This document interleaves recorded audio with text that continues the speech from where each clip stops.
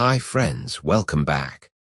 Tonight we're Uber driving back to ancient Rome, where the air is 40% incense, 30% fish sauce, and 30% other people's laundry juice. Pack deodorant. The empire doesn't do returns. Real talk, most of you wouldn't last one Roman hour. You'd wake up, ask for a flat white, and poof, gladiator chow. Survival rating. 1 star. And that star is currently on fire, falling, and smells like garum. If you actually like listening to me whisper historical chaos into your brain meats, smash that like button and subscribe. Gently, though. We're trying to stay awake, not alert the neighbors. Drop your city and local time in the comments so I can judge whether you're responsibly late night or just European. Dim the lights.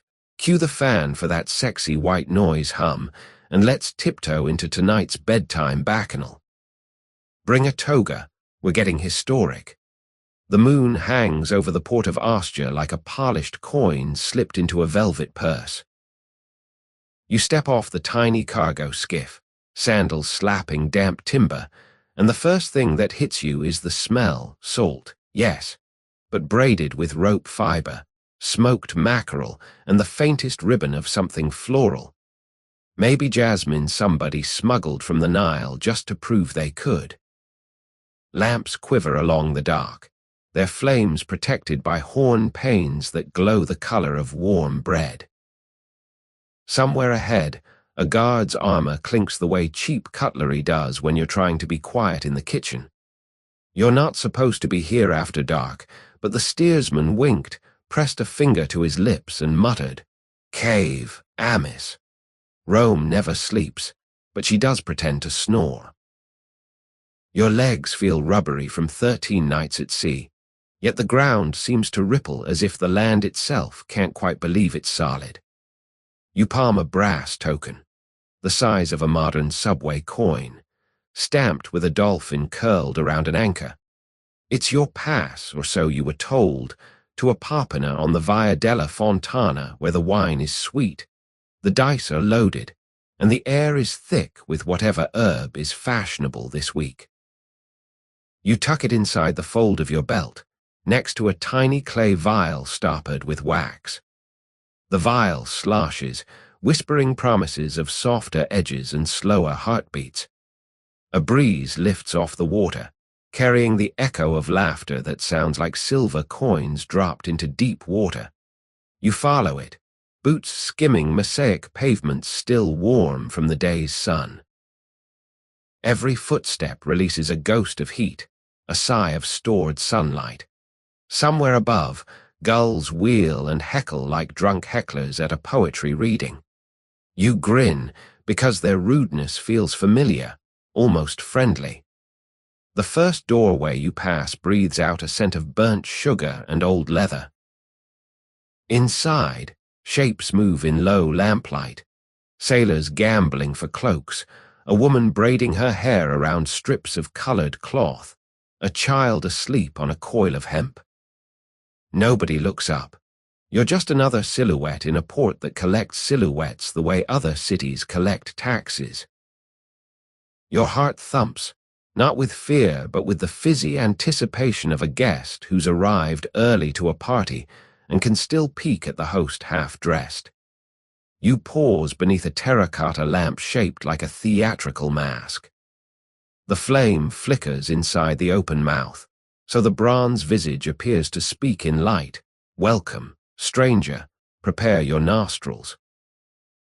You sniff, half expecting a punchline, and catch the coppery tang of mulsum.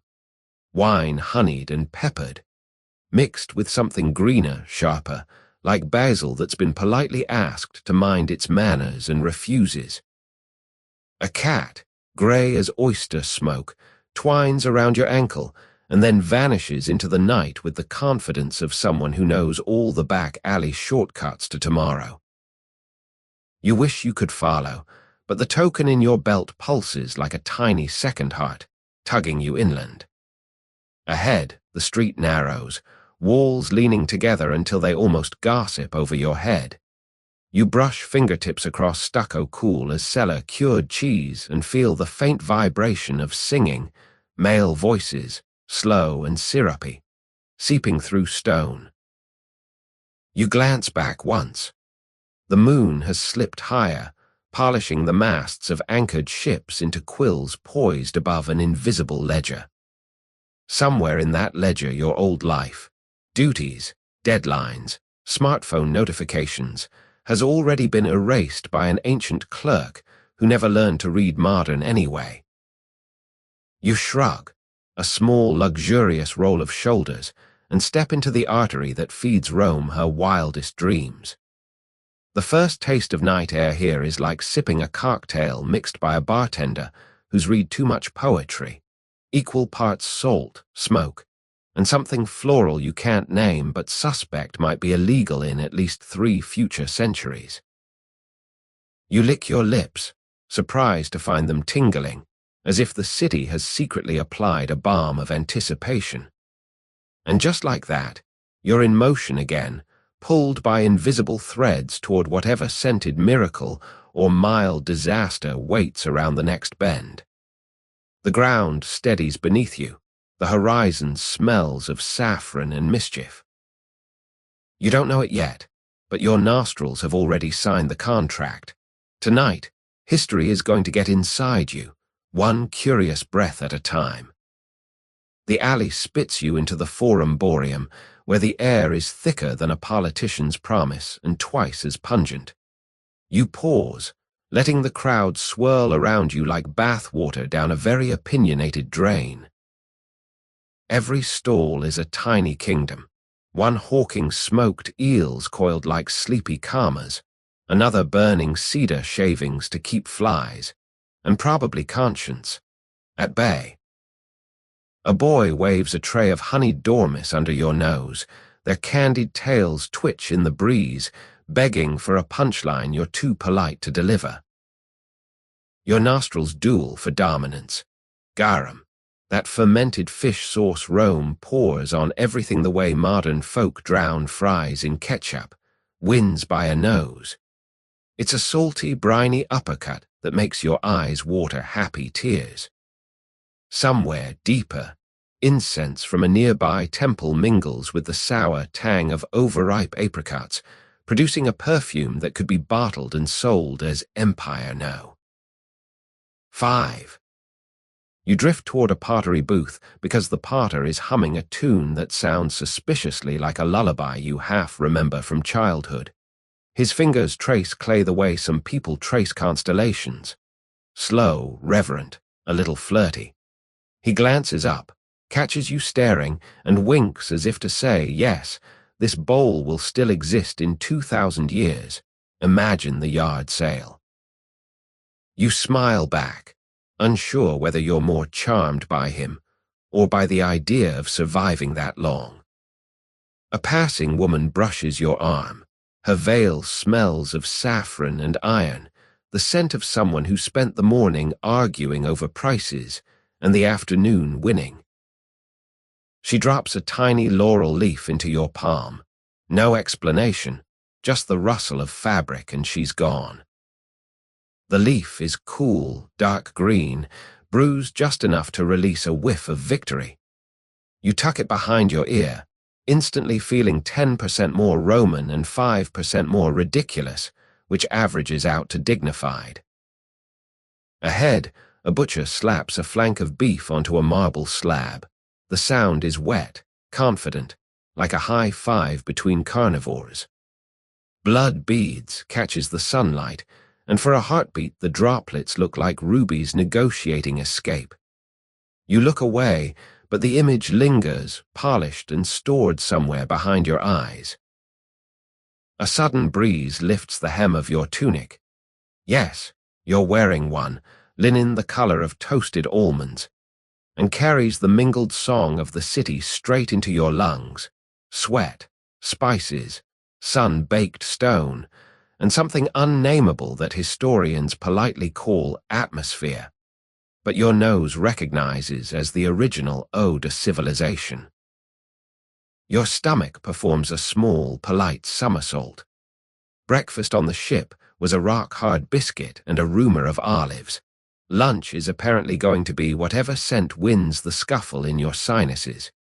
You decide to follow your nose, the original GPS, powered by curiosity and moderately poor decisions. Somewhere a horn blows, low and lazy, announcing the midday pause. Traders cover their wares with striped awnings the way magicians conceal rabbits, and for a moment the market holds its breath. In that hush, you hear your own heartbeat, syncopated against the city's larger, older drum. You feel oddly tuned, like a string stretched just tight enough to hum. Then the hum spills open, voices rise again, sandals slap, coins clink, and the day resumes its jittery waltz. You exhale, realize you've been holding your breath like a kid at the top of a swing, and step forward into the next invisible note of Rome's perpetual song. You follow your nose, and the faint echo of someone else's laughter, into a parpana whose doorway is so low you have to duck like you're entering a childhood blanket fort built by giants. Inside, purple light spills from clay lamps glazed with manganese, painting everyone the color of twilight bruises. The effect is strangely flattering. Even the pockmarked man slicing sausage by the counter looks like a melancholy poet who just invented heartbreak. A waitress, tunic hitched high, eyes higher, greets you with a clay cup before you've fully straightened. The wine inside is darker than your browser history and smells like cherries caught shoplifting. She calls it mulsum with a wink, which you assume means honey plus whatever herb the chef found under his pillow this morning. You sip. Your tongue immediately puts on a tiny scarf and decides to travel. The room tilts, not unpleasantly, like a ship deciding to nap on one side. You lean against a plaster wall painted with stick figure gladiators whose spears point directly at a sign reading, "No gambling with teeth." You file that under good advice, wondering how many molars it took to merit a mural. Across the counter, two men play La Trunculi, the Roman strategy game that looks like chess after 3 days without sleep. Every captured piece is dunked into a bowl of wine. The loser will drink the soggy evidence of defeat. Both players seem equally thrilled and terrified, which is how you know the stakes are real. Someone presses a small terracotta spoon into your hand. On it rests a glistening blob the color of sunset regrets. "Lotus jam," the stranger whispers, as if naming a conspiracy. You taste it. Sweet at first, then a slow floral elevator that lifts your thoughts a few floors above the foyer. Your worries wave politely from the ground floor, too lazy to follow. Music starts, a double reed pipe and a finger cymbal duet that sounds like geese arguing over jewelry. Oddly, it works. Heads nod, cups sway, and the reed player closes his eyes so deeply you're not sure he'll find the exit later. You feel your own lids grow heavy, not with fatigue but with the luxurious gravity of being exactly where you shouldn't yet somehow belong. A woman beside you begins telling a story about a sea monster who fell in love with a lighthouse. Her Latin is rapid, but your brain, now wearing lotus-colored glasses, translates emotions rather than words, longing, salt, inevitable heartbreak. You nod at the correct beats. She pats your knee in appreciation, leaving a tiny grease stain shaped like a dolphin. You decide that's your new spirit animal, lubricated and vaguely amused. Behind you, a hatch opens in the floor, smoky orange light blooms upward. Someone descends a ladder, cradling an amphora wrapped in chains. You catch a sour whiff, vinegar aged with hallucinogenic honey, before the hatch thuds shut. The message is clear. Whatever happens downstairs is none of your business unless you're willing to chain your tongue too. You're not. Your tongue is already planning postcards. Instead, you order bread topped with ricotta and poppy seeds. The baker sprinkles extra seeds for the road, which in Rome could mean the 5 steps to the next bar. You chew.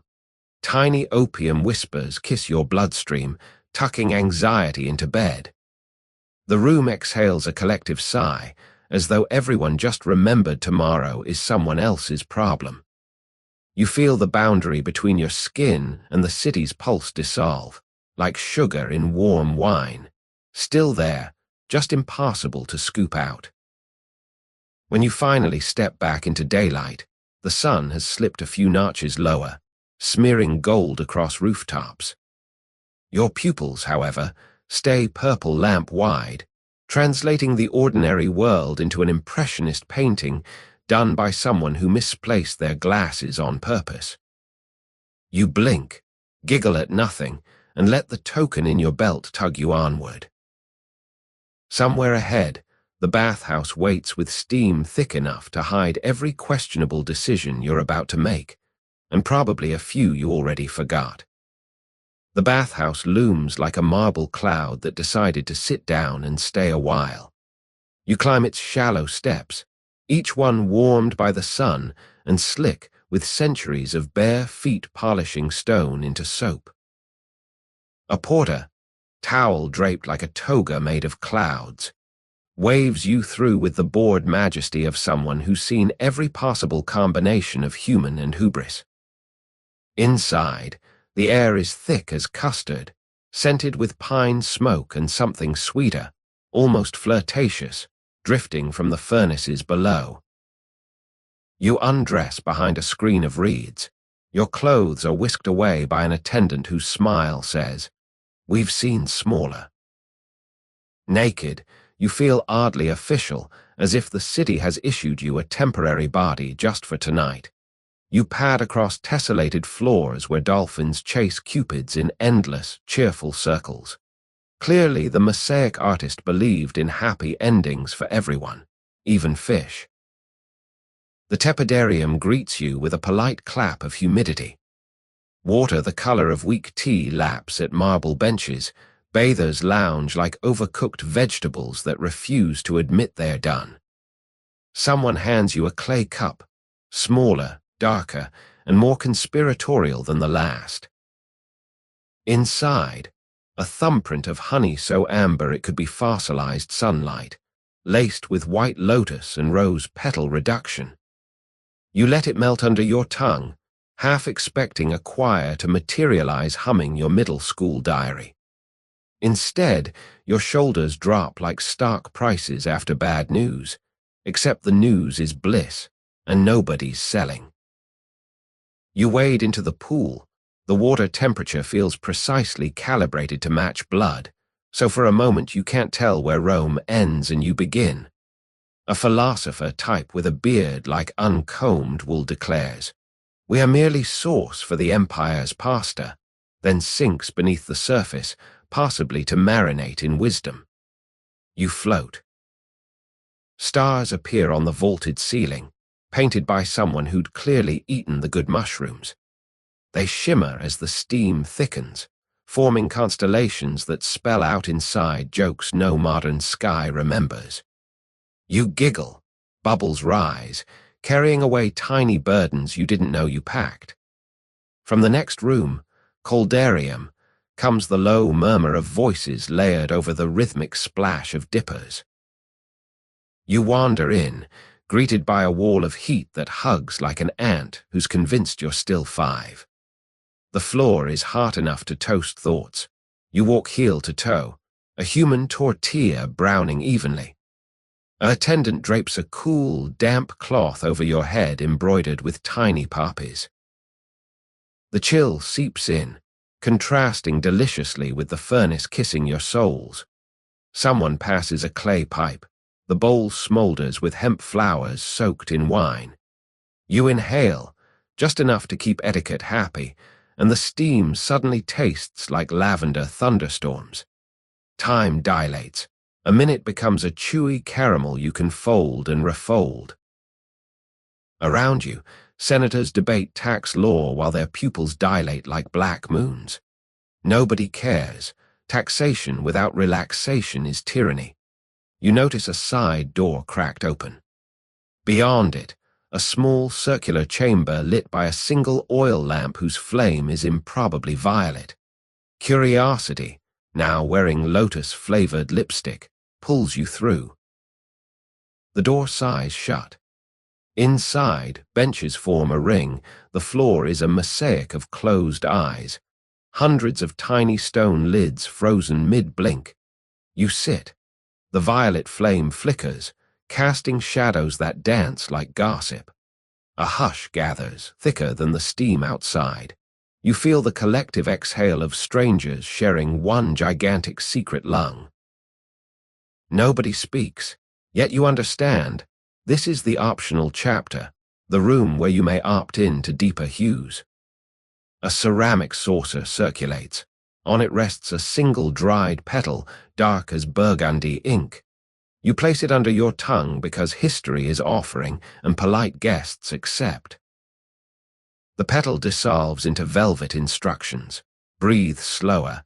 Imagine your spine turning into warm bronze. Let the city pour you into whatever shape it needs tonight. You obey. The walls soften. The violet flame elongates like taffy, then folds itself into the shape of a door you could walk through if only you remembered where you left your feet. You stay seated, mostly.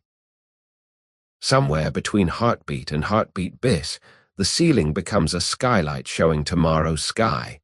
Pastel, unclenched, already forgiving you.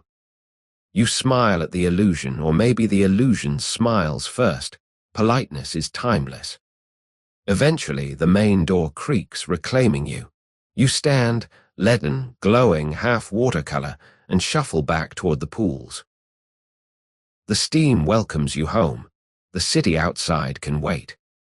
Right now, Rome is a lullaby sung through marble lungs, and you're the echo that refuses to leave.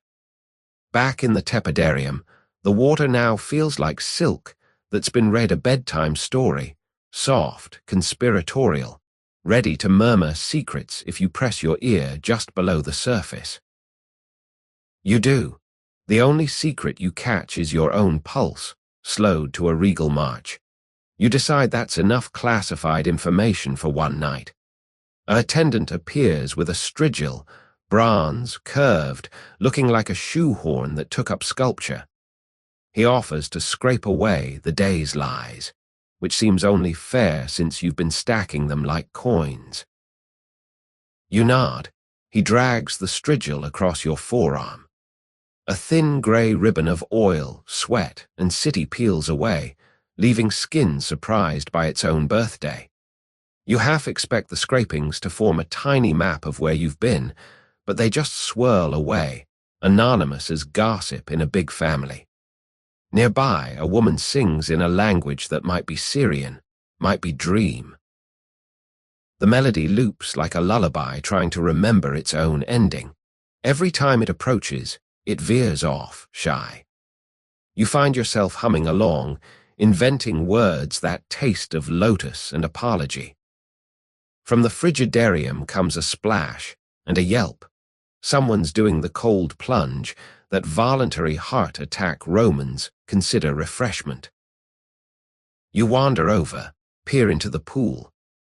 Water glints, crystal and persuasive, like a friend who insists one more drink will fix everything. You dip a toe. Your toe threatens to file for divorce. Maybe later you negotiate when your blood isn't quite so relaxed. Instead, you recline on a marble bench warmed by the underfloor hypocaust. The heat seeps into vertebrae, coaxing them into positions yoga teachers only whisper about. You feel yourself lengthen, spine turning into a string of warm pearls. Around you, conversations blur into a single drowsy chord: taxes, love affairs, the price of Spanish oysters, whether the moon is merely the sun's night shift. Nobody solves anything. Solving isn't the point. A small boy distributes towels rolled so tight they resemble scrolls awaiting an imperial signature.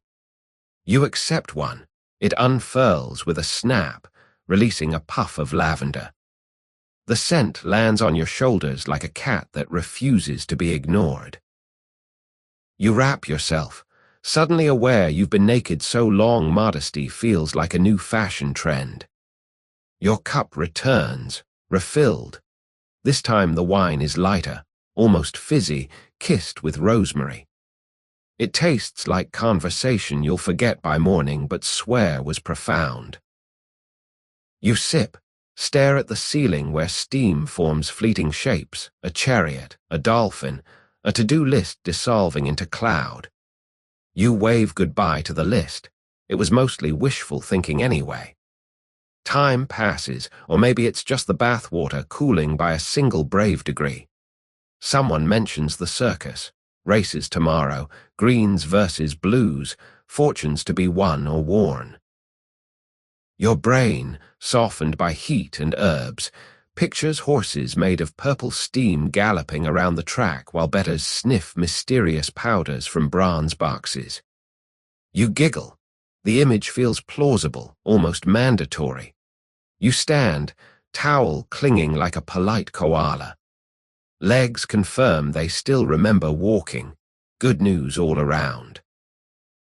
The attendant returns your clothes, freshly brushed and warm as if they've been sunbathing without you. Dressing feels ceremonial, each fold of fabric a treaty between you and the Empire, signed in lint. At the threshold, you pause. Behind, the baths murmur on, indifferent to exits. Ahead, late afternoon light leans across the city like a golden retriever that knows you have snacks. You inhale. Your lungs hold steam, lavender, and the faintest echo of violet flame. You exhale. Rome accepts the offering, already turning it into someone else's story. Stepping onto the street, you feel lighter, partly because you're cleaner, partly because you've left behind a thin layer of modern anxiety along with the day's oil. The city rushes up, wagons clattering, vendors hawking, children inventing new ways to nearly die under wheels. But inside your chest, the bathhouse hum continues, a portable private spa you can reopen with one deep breath. You take it. Steam ghosts out of your pores like polite jennies, curling into the Roman air, already plotting tonight's gentle mischief. The street outside the baths steams in a different dialect, horse sweat, bread crust, and the metallic zing of wagon wheels kissing stone. You inhale, half expecting your lungs to issue a polite cough, but they've adapted. Rome has upgraded your firmware without asking. A boy tugs your sleeve. He's maybe 10, eyes like olives that have seen too many empires rise and fall before recess.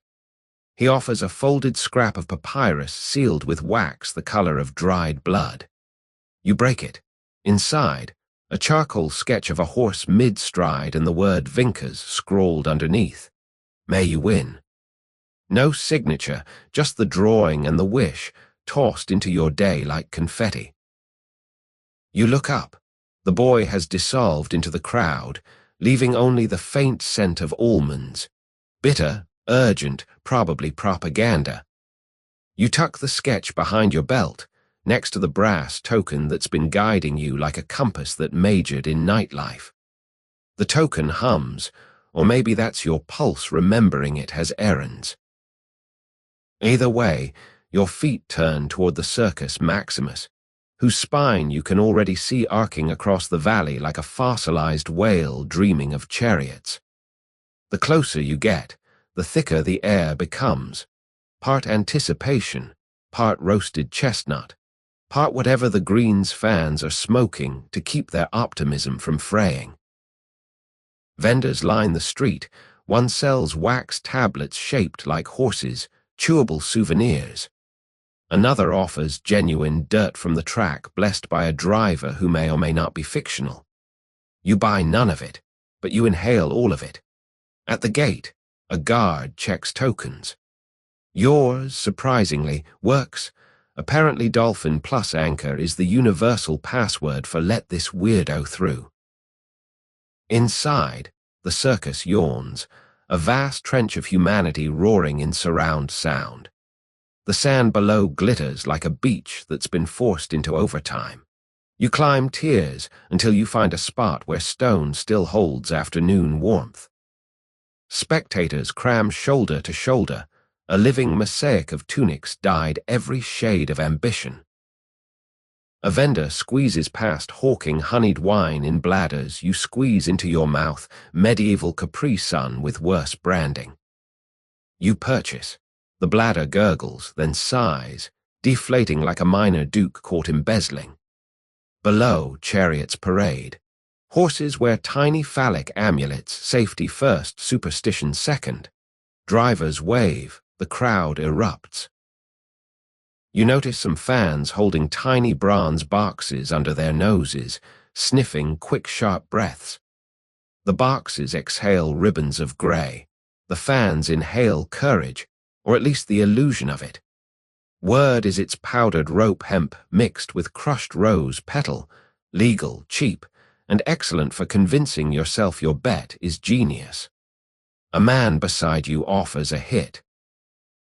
The box is warm from his palm, smells like a campfire that read too many poems. You sniff, lightly.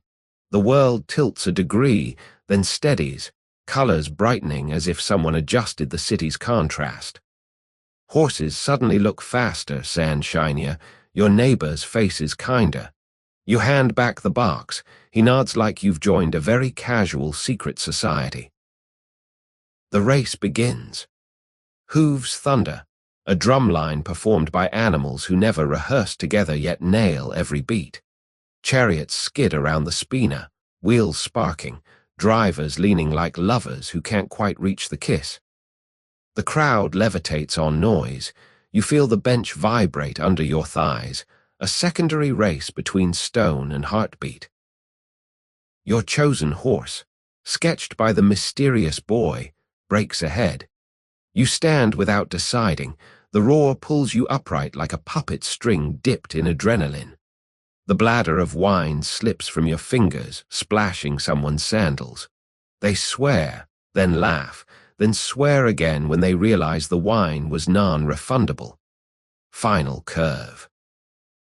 Dust rises, sunlit, turning the air into a golden snow globe. Your horse wins by a nose, literally, a flare of nostril that crosses the line first. The sketch in your belt flutters as if acknowledging prophecy. You whoop, voice lost in the tsunami of sound. Winners cheer, losers groan, someone faints dramatically into a stranger's lap. The bronze boxes circulate again, this time to soften defeat or amplify victory. Mood sandpaper, smoothing rough edges. You decline. The residual tingle in your sinuses is plenty.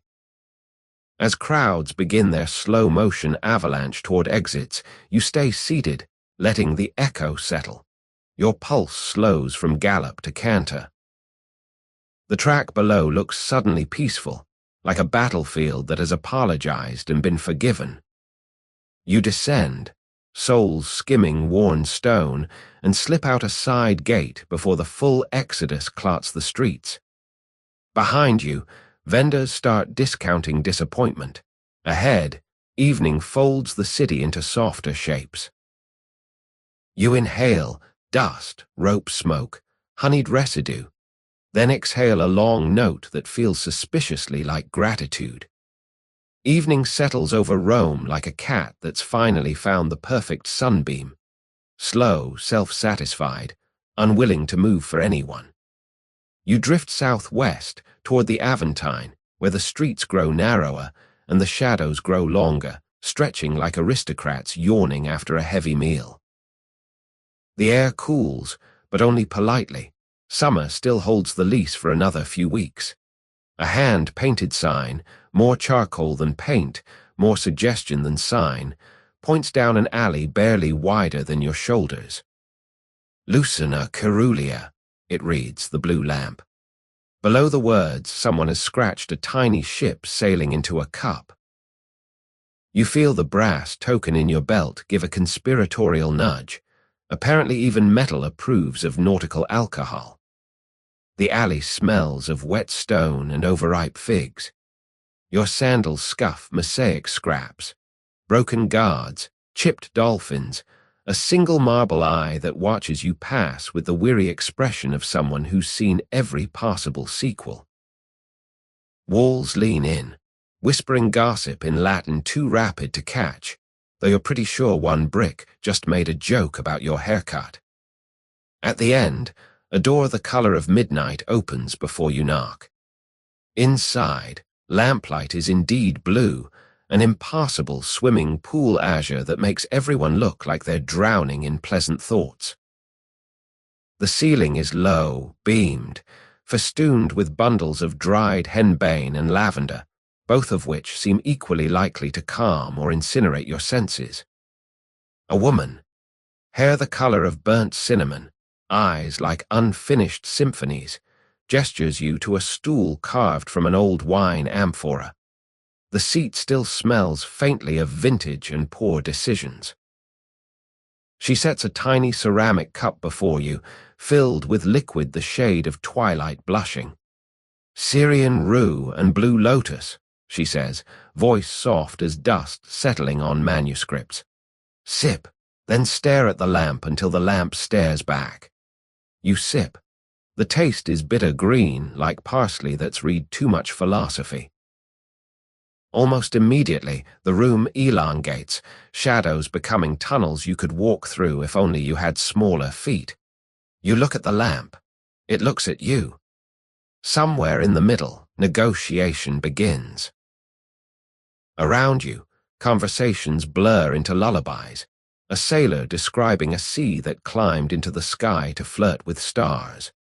A merchant confessing he measures wealth in the number of cats who deign to sleep on his porch. A teenager insisting the moon is merely the sun's diary entry, locked each night. No one argues. In the blue glow, all metaphors are legal tender. Your cup refills itself, or someone refills it, hands move too gently to track. The second sip is easier, like forgiving yourself for an old embarrassment. The ceiling drifts lower, not threatening, just curious. Beams sprout tiny blossoms that open and close like goldfish breathing. You know they're imaginary, but you wave anyway. Polite is polite, even in hallucination. A man with a beard full of silver beads offers a tiny mirror. See your Roman self, he murmurs. You look.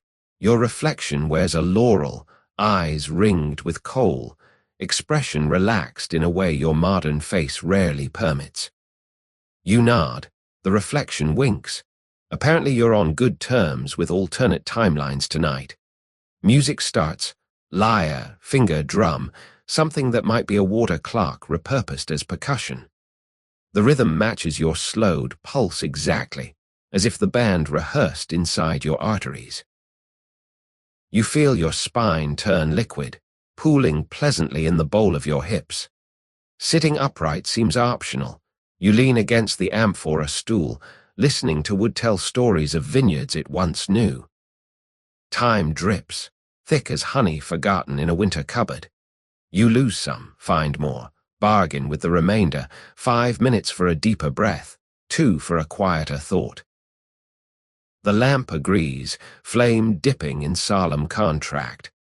Eventually the woman returns, places a cool palm on your wrist. The door remembers you, she whispers. You understand, checkout is optional, but egress is polite. You stand, legs hold, though they feel carved from warm wax. She presses a tiny blue glass bead into your palm. For later, when you need to glow. Outside, the alley has rotated slightly. Nothing dramatic, just 5 degrees left of reality. You walk it anyway, rolling the bead between finger and thumb like a pocket star. Behind you, the door closes with a sigh that sounds suspiciously like, "Come back when you're curious again." You will. Curiosity, after all, is the one subscription Rome never cancels. The alley spits you back onto a street you swear wasn't here an hour ago, cobbles rounded like river stones, balconies braided with ivy that rustles without wind. You pause, letting the world reassemble into recognizable polygons. The blue bead in your pocket pulses once, gentle as a reminder text from a friend who knows you too well. Ahead, torchlight flickers behind gauze curtains, turning a townhouse facade into a lantern with secrets. Laughter leaks through, refined, manicured, the kind that practices in mirrors. A slave stationed by the door glances at your token, then at a scroll that seems to list every visitor the city ever considered interesting. He nods. The bronze dolphin winks conspiratorially. Inside, the atrium opens like a pop-up book carved from marble. A fountain gurgles in the center, its centerpiece a tiny bronze Bacchus riding a dolphin that spouts wine instead of water. Guests recline on couches upholstered in Tyrian purple, so deep it looks wet. They are beautiful in the way that requires staff, hair threaded with gold, skin rubbed with powdered pearls, laughter stored in amphorae for optimal aging. A steward greets you with a napkin the size of a small sail and a spoon carved from rock crystal.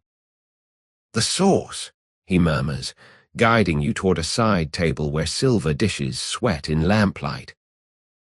Inside, garum, but not the usual brown thrash of fermented anchovy. This one glows faintly pink, studded with pomegranate seeds that wink like tiny traffic lights. You dip. The flavor is oceanic fireworks, sweet salt sour in rapid succession, finishing with a floral lift that makes your tongue feel suddenly overqualified for its job. You recline on an empty couch. Immediately a server appears, pouring wine that smells of pine and peaches. "Try the fish," she suggests, presenting a fillet so delicate it quivers when you breathe. You do. The flesh flakes into syllables of citrus and smoke. Around you, conversation pirouettes. Someone compares senators to pigeons. Both strut, both steal crumbs, both leave unwelcome statues. Everyone laughs as if politics is just dinner theater with worse catering. Between courses, a boy distributes tiny spoons of something amber. "Honey from Tharsos," he announces, infused with sea fennel and a whisper of saffron. You taste. The world brightens 2 shades, like someone adjusted the city's brightness slider from melancholy to maybe. Your couch feels softer, the mosaic floor more geometrically forgiving. A poet stands, recites verses about a love affair between the Tiber and the moon. He gestures with a breadstick for emphasis, accidentally catapulting crumbs into a senator's lap. No one minds. Crumbs are simply edible applause. You find yourself nodding along, not to the words but to the cadence, which matches the gentle sway of your recently liquefied spine. Dessert arrives on a tray of mirrored silver, dates stuffed with poppy seed paste, drizzled with reduced wine that's been reduced so far it's practically existential. You bite. The filling tastes like bedtime wrapped in velvet and given a lullaby to hum. Around the table, eyelids grow heavy, but no one leaves. Reclining is an Olympic sport here, and everyone's competing for gold in drowsy elegance. A final cup, warm milk touched with honey and nutmeg, served in a glass so thin you can see your fingerprints blush against it. The host raises his own cup, toasts to forgetting what troubles and remembering what delights. Glasses clink like tiny bells agreeing to disagree. You sip, and the room decides to rotate very slowly, like a museum display giving you one last panoramic look. You thank your host with a nod that feels choreographed by Lotus and good manners. He smiles, gestures toward a side corridor where lanterns glow butter yellow. "Sleep if you wish," he says, "or climb to the roof. The city looks gentler from above." You choose altitude because gravity feels negotiable and the night has already proven it can hold you. The staircase spirals like a snail practicing yoga, tight, calm, unhurried. Each step is marble worn into a shallow bowl by generations of guests fleeing boredom or chasing moonlight. You climb, one hand skimming the cool plaster wall, fingers brushing faded frescoes, tiny cupids learning to fly, their wings the same bruised lavender as your thoughts. At the top, a wooden door sighs open at your touch. The rooftop spreads before you, a private sky island tiled in terracotta still breathing the day's warmth. Around the edges, terracotta parts overflow with rosemary and dwarf myrtle, their scent sharp enough to slice through the honeyed fog in your head. You step barefoot onto the tiles. Heat kisses your soles like an old friend who's waited up. Overhead, the moon lounges in a hammock of stars, looking smug about its eternal rent-free lease. Below, Rome glitters, lamps flickering in 10,000 windows, each one a candle set adrift on a dark lake. You walk to the parapet. Stone reaches your waist, cool against the pulse in your wrists. From here, the city is a symphony someone left on low volume, distant laughter, the clop of a late cart, a dog barking at philosophy. You inhale.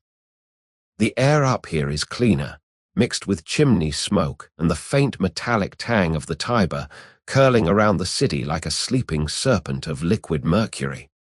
Your lungs feel suddenly aristocratic, tasting air they haven't earned. Behind you, a cushioned couch has appeared. No, you simply missed it, draped in indigo linen that drinks the moonlight. You sink onto it. The stuffing exhales, grateful for company. From a pocket, you draw the tiny blue bead. It catches the moon and flares, projecting a miniature constellation onto your palm, 7 pinpricks you don't recognize, yet they feel like home addresses in a galaxy you once visited in utero. A servant climbs the stair, wordless, offers a single clay cup warmed by his hands. Inside, saffron tea sweetened with a drop of reduced must. You sip. The flavor is sunrise viewed from the wrong side of the planet, golden, inverted, quietly confident. He retreats, leaving only the echo of his sandals and the faint scent of cedar shavings. You lie back. Tiles cradle. Rosemary strokes the air. The moon performs slow cartwheels just for you. Your thoughts, recently a crowded forum, now stroll arm in arm like old philosophers agreeing to disagree. Every exhalation drifts toward the Milky Way, carrying tiny burdens you no longer remember packing. Somewhere in the city, a bell tolls once, low, patient, like a parent checking if you're still awake. You raise a lazy hand in answer, still here mostly. The bead pulses again, softer, syncing with your heartbeat until both decide to slow to the same drowsy waltz. You close your eyes. Rome continues beneath you. Plots thicken, wines pour, lovers mislay their keys. Yet up here, history pauses, takes a breath, and decides to watch you instead. You let it look, confident it likes what it sees. One traveler half melted into moonlight, palms open, worries folded small enough to fit into a saffron petal. When you open your eyes again, the moon has shifted a finger width, painting new shadows across the roof. You consider standing, decide against it. The tiles have formed a perfect cradle, and cradles are notoriously hard to argue with. So you stay, breathing in sync with the city's oldest heartbeat, letting the night stack soft layers of darkness over you like blankets woven from quiet and starlight. Somewhere before sleep, you remember to whisper thank you to the house, the bead, the strangers who keep feeding you miracles without asking for receipts. Rome hears, or pretends to. Either way, the reply is gentle, a breeze that smells of distant bakeries and the promise that tomorrow's wonders will wait their turn. You believe it, because tonight believing is easier than not, and far more comfortable.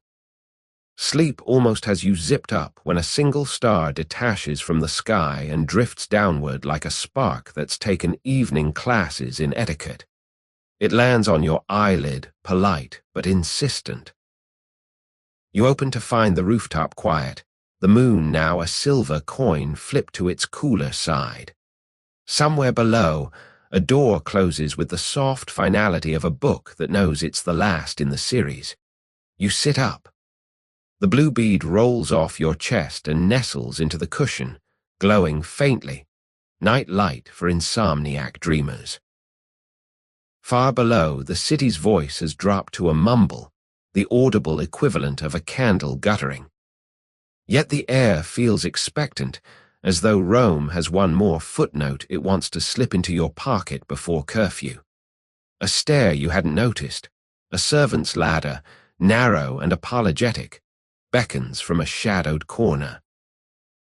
You follow, barefoot on rungs smoothed by centuries of clandestine exits. At the bottom, a passage smells of damp lime and candle stubs. You duck through a curtain of beads that clink like tiny ice cubes and emerge into a side street so hushed it might be practicing meditation. Torches flicker ahead, painting orange halos onto brick. You drift toward them, sandals scuffing softly, and find yourself before a small temple wedged between apartment blocks like a secret pressed between pages. Ionic columns, baby-sized, support a pediment whose carved guards have all taken the night shift seriously, eyes closed, smiles small, dreaming of better myths. Inside, lamps burn the same impassable blue you met earlier, but gentler now, shy. The floor is a swirl of black and white mosaic, waves chasing dolphins chasing constellations. You step onto it. The sea seems to rock once, then remembers its stone and settles. A priestess stands by the altar, draped in linen the color of unfinished parchment. She lifts a censer. Smoke rises in slow-motion calligraphy. The scent hits. Syrian rue, sharp and green, braided with something sweeter, almost mournful, blue lotus steeped in white wine, reduced until memory itself feels distilled. You breathe, and the temple stretches taller, ceiling receding into night sky though you never saw it open. Stars arrange themselves into a spiral. You stand at the center, suddenly aware of your lungs as ancient technology still under warranty. The priestess gestures you closer. In her palm rests a clay ampulla no larger than a thimble, sealed with wax the color of bruised plums. She presses it into your hand without words. The container is warm, as if carrying a heartbeat on loan. Her eyes say, when you need to see the hinge between yesterday and tomorrow, drink.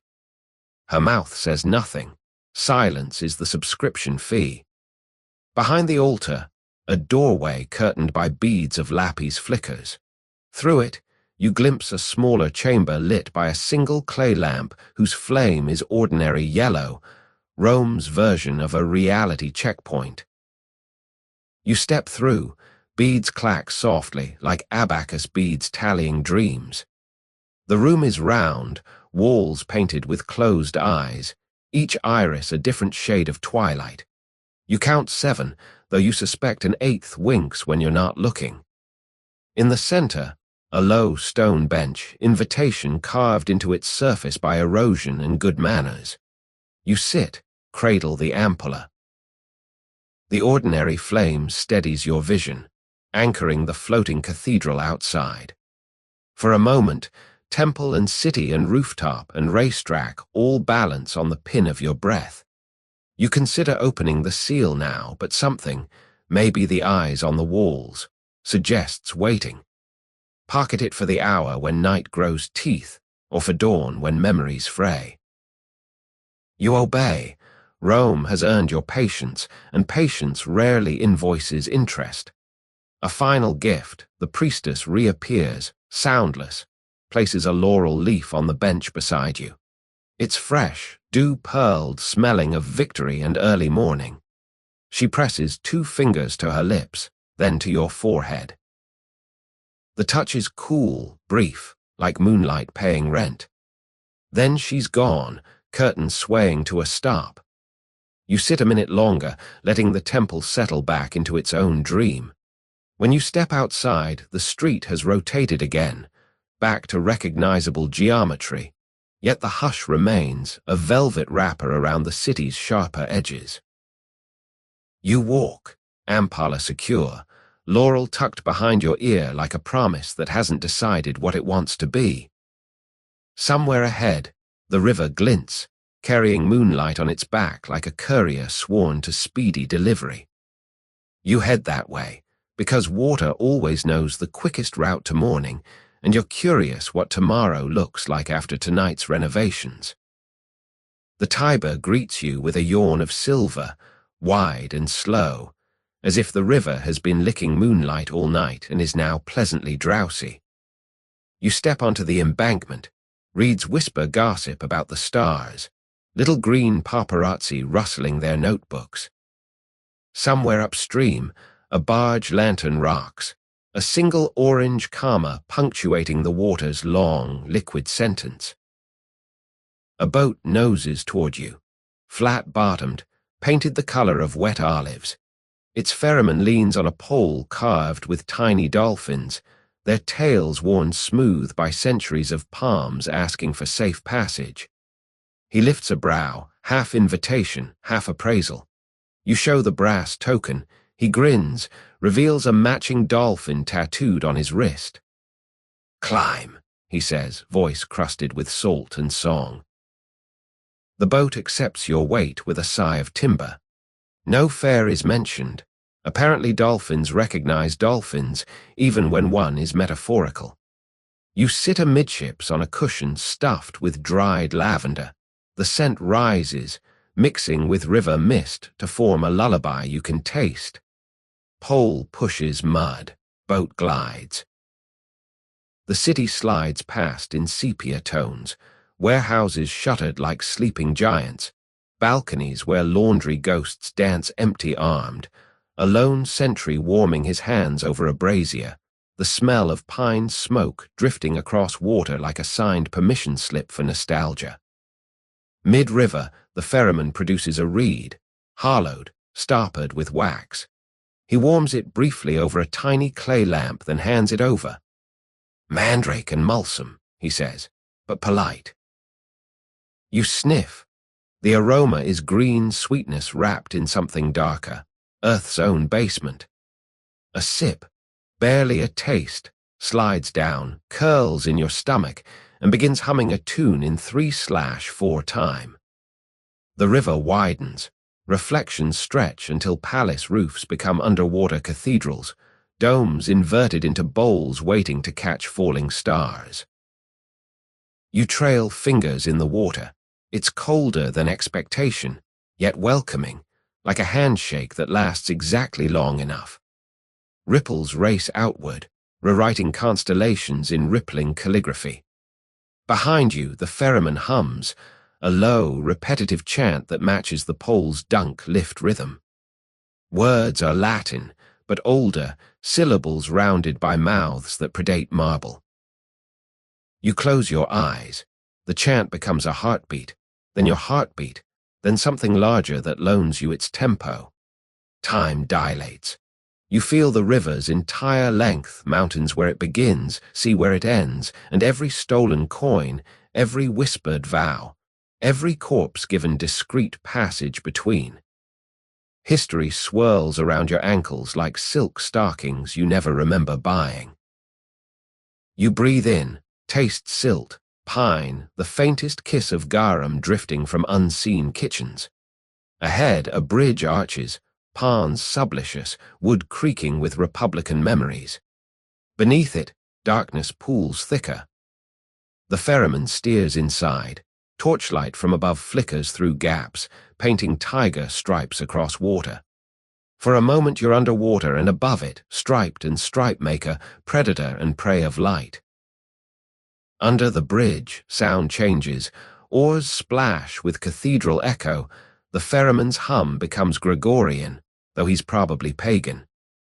You tip your head back. Stars peer between planks like shy children spying on parents. The reed straw returns. You sip again, smaller this time, enough to keep the river's pulse synced with yours. Emerging, the boat turns toward a small lantern dock. Nothing official, just planks lashed to posts, glowing butter yellow. You could stay aboard, ride all the way to Astia, wake at dawn salted and reborn. Instead you stand. The ferryman nods, bumps the dock softly, ties a knot faster than gossip. You step off, knees agreeable but vague. From the boat, he hands you a tiny netted stone, river smooth, olive dark. For sinking worries, he says. Throw backward, don't look. You pocket it, though you suspect you'll keep it. Some worries are too picturesque to drown.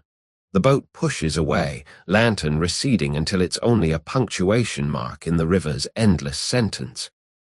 You stand on the dock, city still murmuring behind, ampala and bead and laurel all in place, plus one new stone heartbeat knocking gently against your thigh.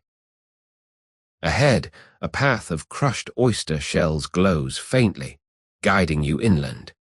You follow, sandals crunching a rhythm that feels like applause from mollusks. Somewhere at the end of the path, morning is rehearsing its opening line, but you're in no hurry. Tonight still has inventory to offer. The oyster shell path crunches softly, a private applause track that follows you between tall reeds and sleeping poplars.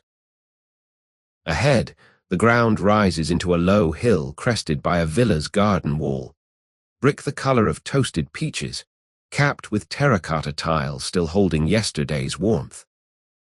A wooden gate stands ajar, exhaling lamplight and the coppery scent of torches recently doused. You slip inside. The garden is a miniature cosmos, box hedge constellations, gravel paths like comet tails, a central fountain where a marble boy eternally pours water he'll never finish. Moonlight slicks every leaf so thoroughly the plants look lacquered by silence. You wander, souls whispering over raked sand that records your passage in real-time calligraphy, soon to be groomed away, a Buddhist sand mandala for insomniacs. Against the far wall, a shed leans, half hidden under jasmine. Its door is open.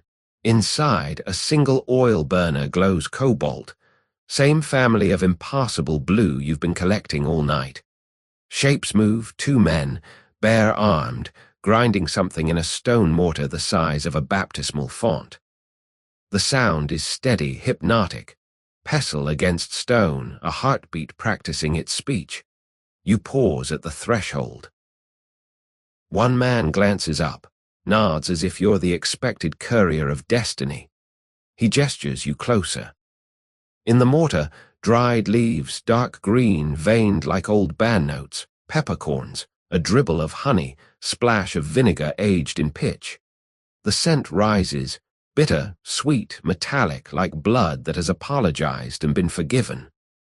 For the fighters, the grinder says, voice low, vowels rounded by countryside. Strengthen the sinews, quiet the fear. He taps a tiny jar beside him, powder the color of desert sand. Yellow oleander seed, but measured. 2 grains give courage, 3 give eternity. His grin is all mischief and mortality.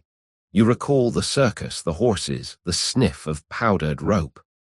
Performance chemistry, Roman style, courage on credit, payable later, sometimes immediately.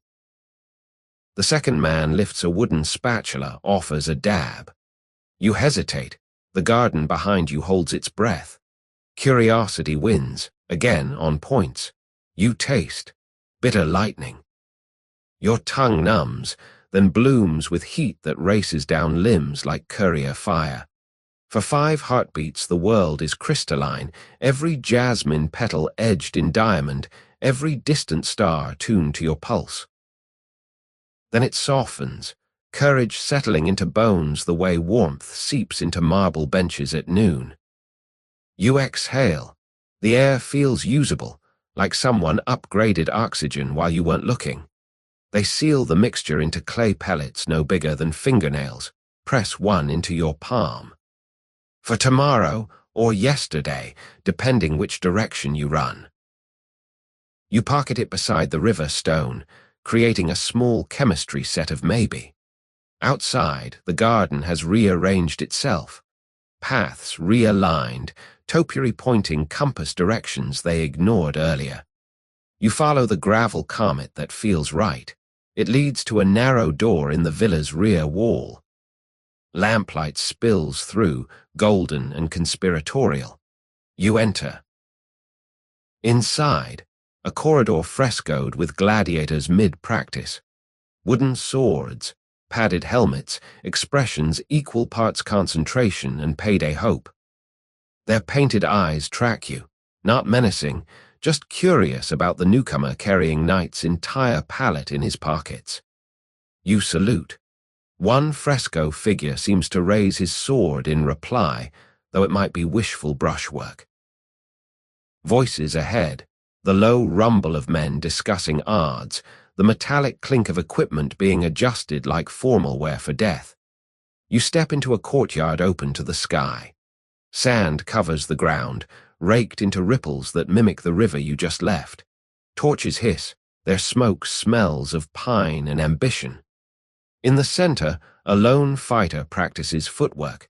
Advance, retreat, pivot, bare feet whispering over sand.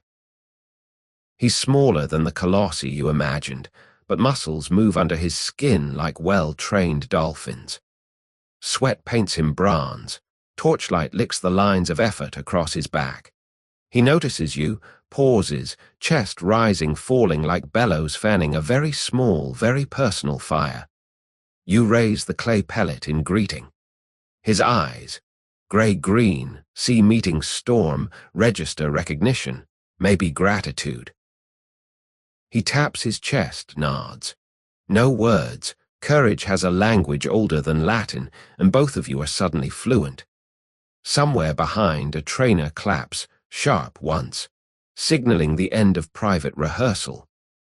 The fighter turns back to his shadow, resumes dancing with destiny, partner optional. You retreat, unwilling to break his rhythm, aware you've stepped into someone else's final act. The corridor swallows you. Fresco gladiators now look relieved, as if glad you didn't volunteer to replace them. You find a side exit, slip through, and the garden reclaims you, jasmine wiping away the smell of sand and sweat. Back at the gate, oyster shells wait, still glowing their faint lunar breadcrumbs. You glance at the pellet in your palm, tiny, innocuous, humming with borrowed bravery, and close your fist. Somewhere ahead, dawn is rehearsing pink lines, but you still have hours and inventions to spend. The oyster track ends at a lane barely wider than a good intention. Dawn is still a rumor, so the world remains dipped in indigo silence. You pause, listening, no carts, no roosters, just the soft hush of your own breathing and the faint ticking of the pellet against your palm, like a second heart you've borrowed for the evening. Ahead, a wooden gate stands ajar, weathered, paint peeling like sunburned parchment. Above it, a terracotta plaque reads Haughty Somni in letters so rounded they look half asleep already. Garden of Sleep. You push through. Hinges exhale a satisfied sigh, as if this was the exact hour they'd been waiting for. Inside, rows of poppies nod on tall stems, their petals crumpled like silk shirts that decided to spend the night outdoors. The air is thick with their scent, green bitterness wrapped in powdery sweetness, the olfactory equivalent of a lullaby sung in a minor key. Moonlight still clings to the blooms, silvering their bruised reds until each flower looks embalmed in its own private dusk. A gravel path threads between the beds, white chips glowing like scattered star fragments. You follow it, sandals scuffing soft percussion. Every footstep releases a puff of poppy dust, tiny pollen ghosts that swirl, reconsider, and settle again. Somewhere in the distance, a single bronze wind chime tinkles once, then decides that was enough music for now. In the center of the garden stands a stone bench, curved, embracing a small fountain that has forgotten to flow. The basin is full of moon-captured water, motionless as a held breath. You sit. Marble greets your skin with the polite chill of a librarian who knows you'll warm up once you open the right page. From a fold of your tunic, you retrieve the clay vial given on the dock. White lotus and rose honey, still half full. You uncork it. The scent rises, meets poppy air, and the two fragrances curtsy, then dance. You tip a drop onto your tongue, just enough to keep the night's orchestra tuned. The garden tilts a degree, then steadies, like a photograph deciding to remain 2D after all. A gardener appears, elderly, tunic patched so many times it's more thread than cloth. He carries scissors forged from dark bronze, their blades curved like a crescent moon that's taken up tailoring. Wordlessly, he trims a poppy head, cradles it in his palm, and offers it to you. The capsule is still green, veins ridged, milky sap beaded at the cut like a shy pearl. You accept. The sap brushes your thumb, tacky, faintly bitter. He nods toward the bench, then retreats among the stalks, swallowed by rustling shadows until even the crunch of gravel forgets him. You cradle the pod, feeling its gentle heartbeat, alive, but willing to negotiate. Across the garden, a small shed leans against the wall, door ajar, lamplight inside buttery and awake. You rise, walk over. Within, shelves of ceramic jars, each labeled in spidery ink, Somnus, Morpheus, Syracuse Dream, False Dawn. A low table hosts a mortar, pestle, and a single cup of pale green glass. You understand the invitation, custom sleep, mixed to taste. You slice the poppy head, scoop a pinch of sticky seeds into the mortar. They resist, then yield, releasing a scent like earth apologizing for being so serious. From a wall hook you choose a jar marked Luna, dried white lotus petal, crisp as old letters. You crumble a fragment in, add the smallest drizzle of your own honeyed vial, then grind. The paste turns opalescent, mother of pearl with delusions of grandeur. You scoop it into the green glass, add a thimble of fountain water. The mixture swirls, opal becoming galaxy, tiny stars forming and dissolving. You drink. Taste is bitter, floral, faintly metallic, like licking a statue that once kissed a flower. It slides down, lands in the cradle of your stomach, and begins to hum. Back outside, you settle on the bench. The garden responds, poppies sway though no breeze visits, gravel glows a fraction brighter. The wind chime gives one approving tinkle before returning to respectful hush. You feel your pulse slow, matching the cadence of sap seeping from the cut pod, steady, patient plant paste. Eyelids droop, then rise, curious. You're not passing out. You're being unspooled thread by thread, each worry released like silk into warm water. Somewhere in the distance, you hear the gardener humming, same pheromones tune, or maybe rivers and gardens share sheet music. You let the melody tow you. Minutes stretch, elastic. You lie along the bench, laurel leaf still tucked behind your ear, poppy capsule beside you like a roommate who's already asleep. Above, stars rearrange themselves into softer patterns. No myths, no monsters, just gentle connect the dots for tired eyes. You trace one shape, a door ajar, same as the garden gate. Seems fair. Entrances should echo. The garden exhales. You inhale, trading breaths until the exchange feels contractual. Sleep tiptoes closer, carrying blankets woven from pollen and moonlight. You accept, because politeness matters, and because the night has proven itself an excellent host.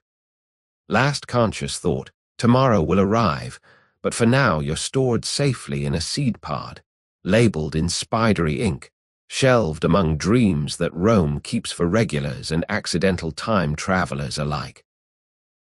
You close your eyes. The garden closes its, petal by petal, until only the fountain remains awake, holding the moon's reflection like a secret it promises not to tell.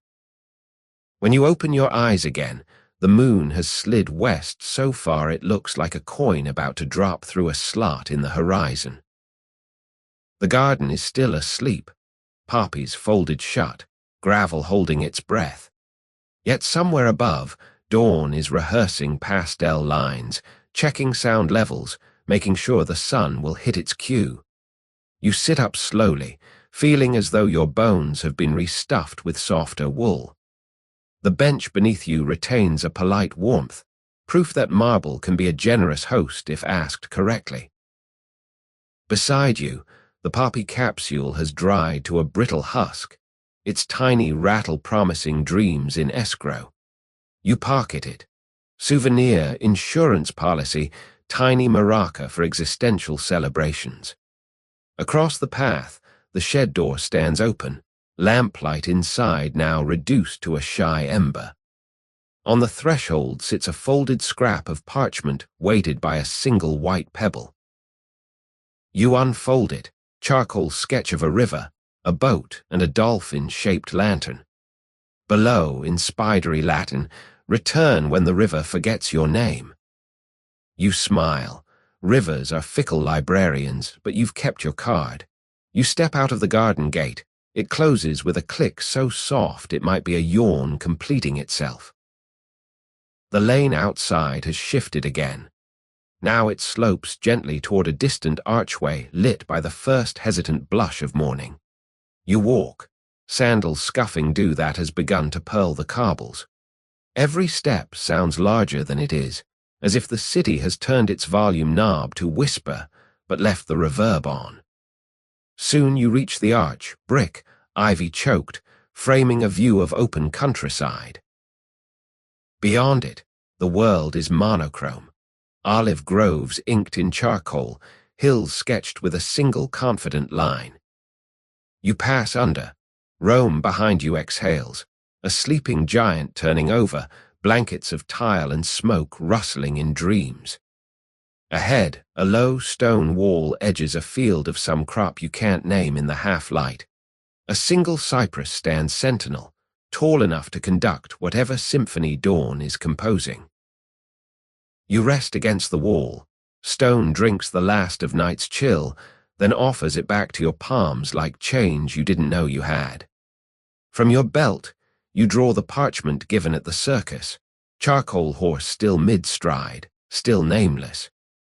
You add a few strokes, a poppy capsule tucked behind the rider's ear, a tiny dolphin leaping in the corner.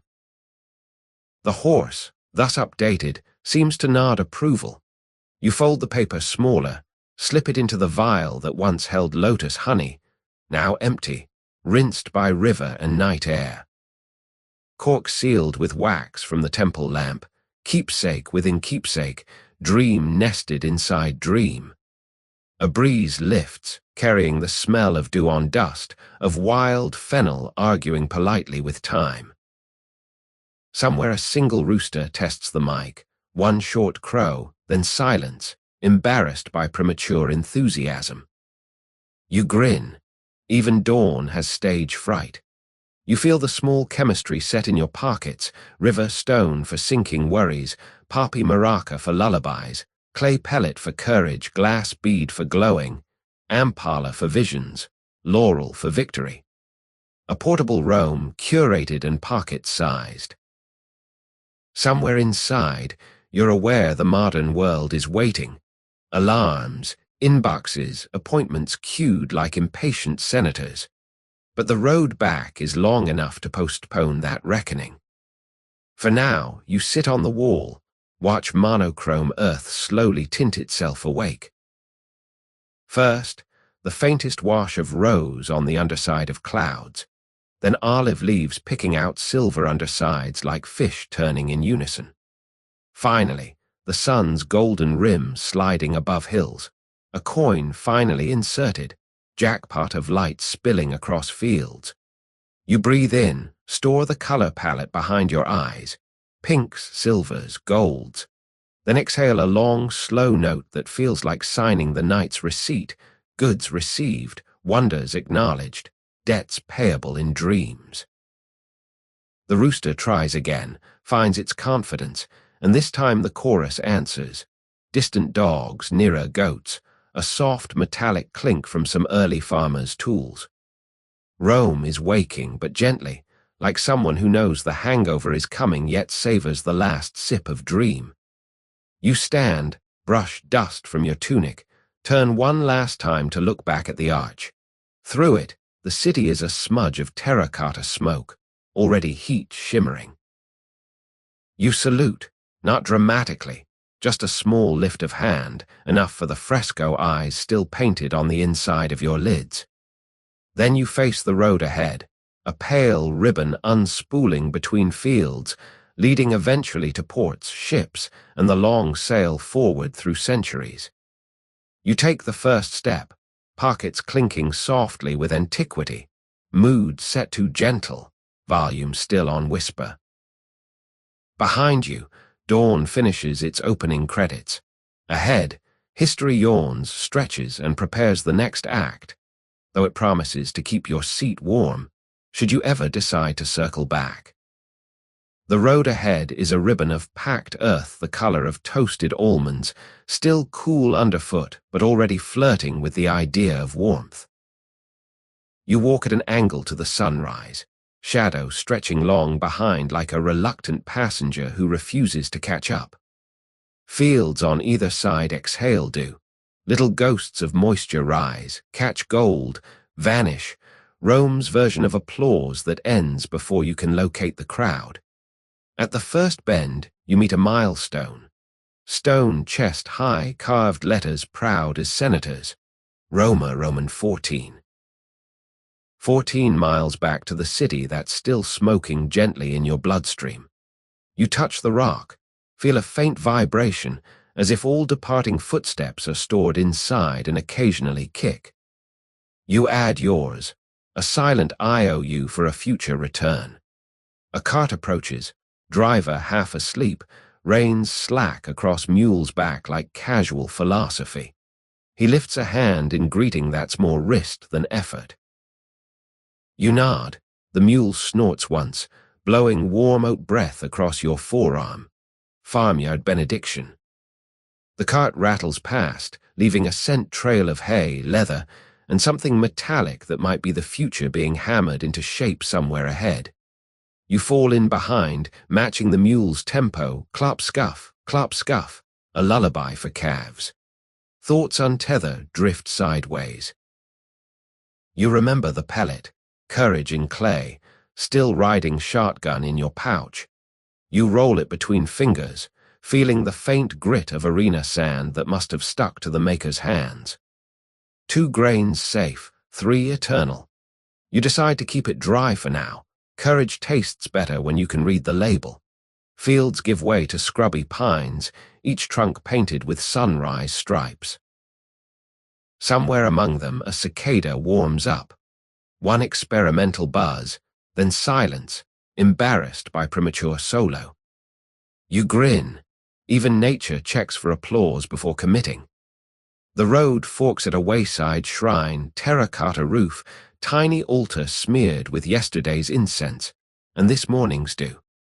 A clay lamp still burns, orange, ordinary, guarded by a statue of Mercury smaller than your forearm.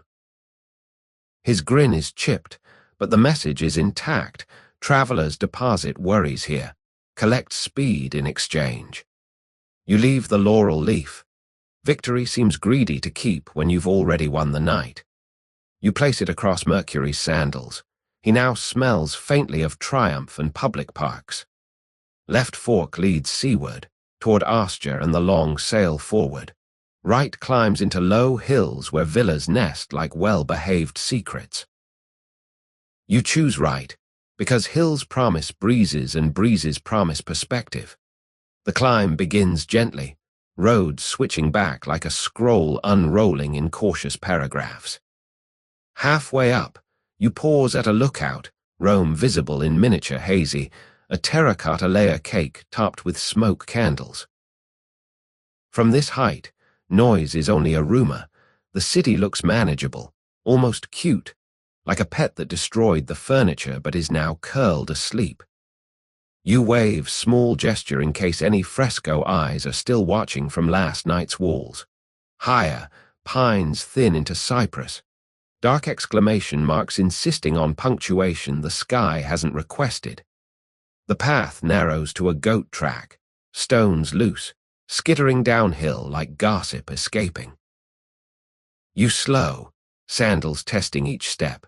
The pellet in your pouch knocks once, reminding you it's still on retainer.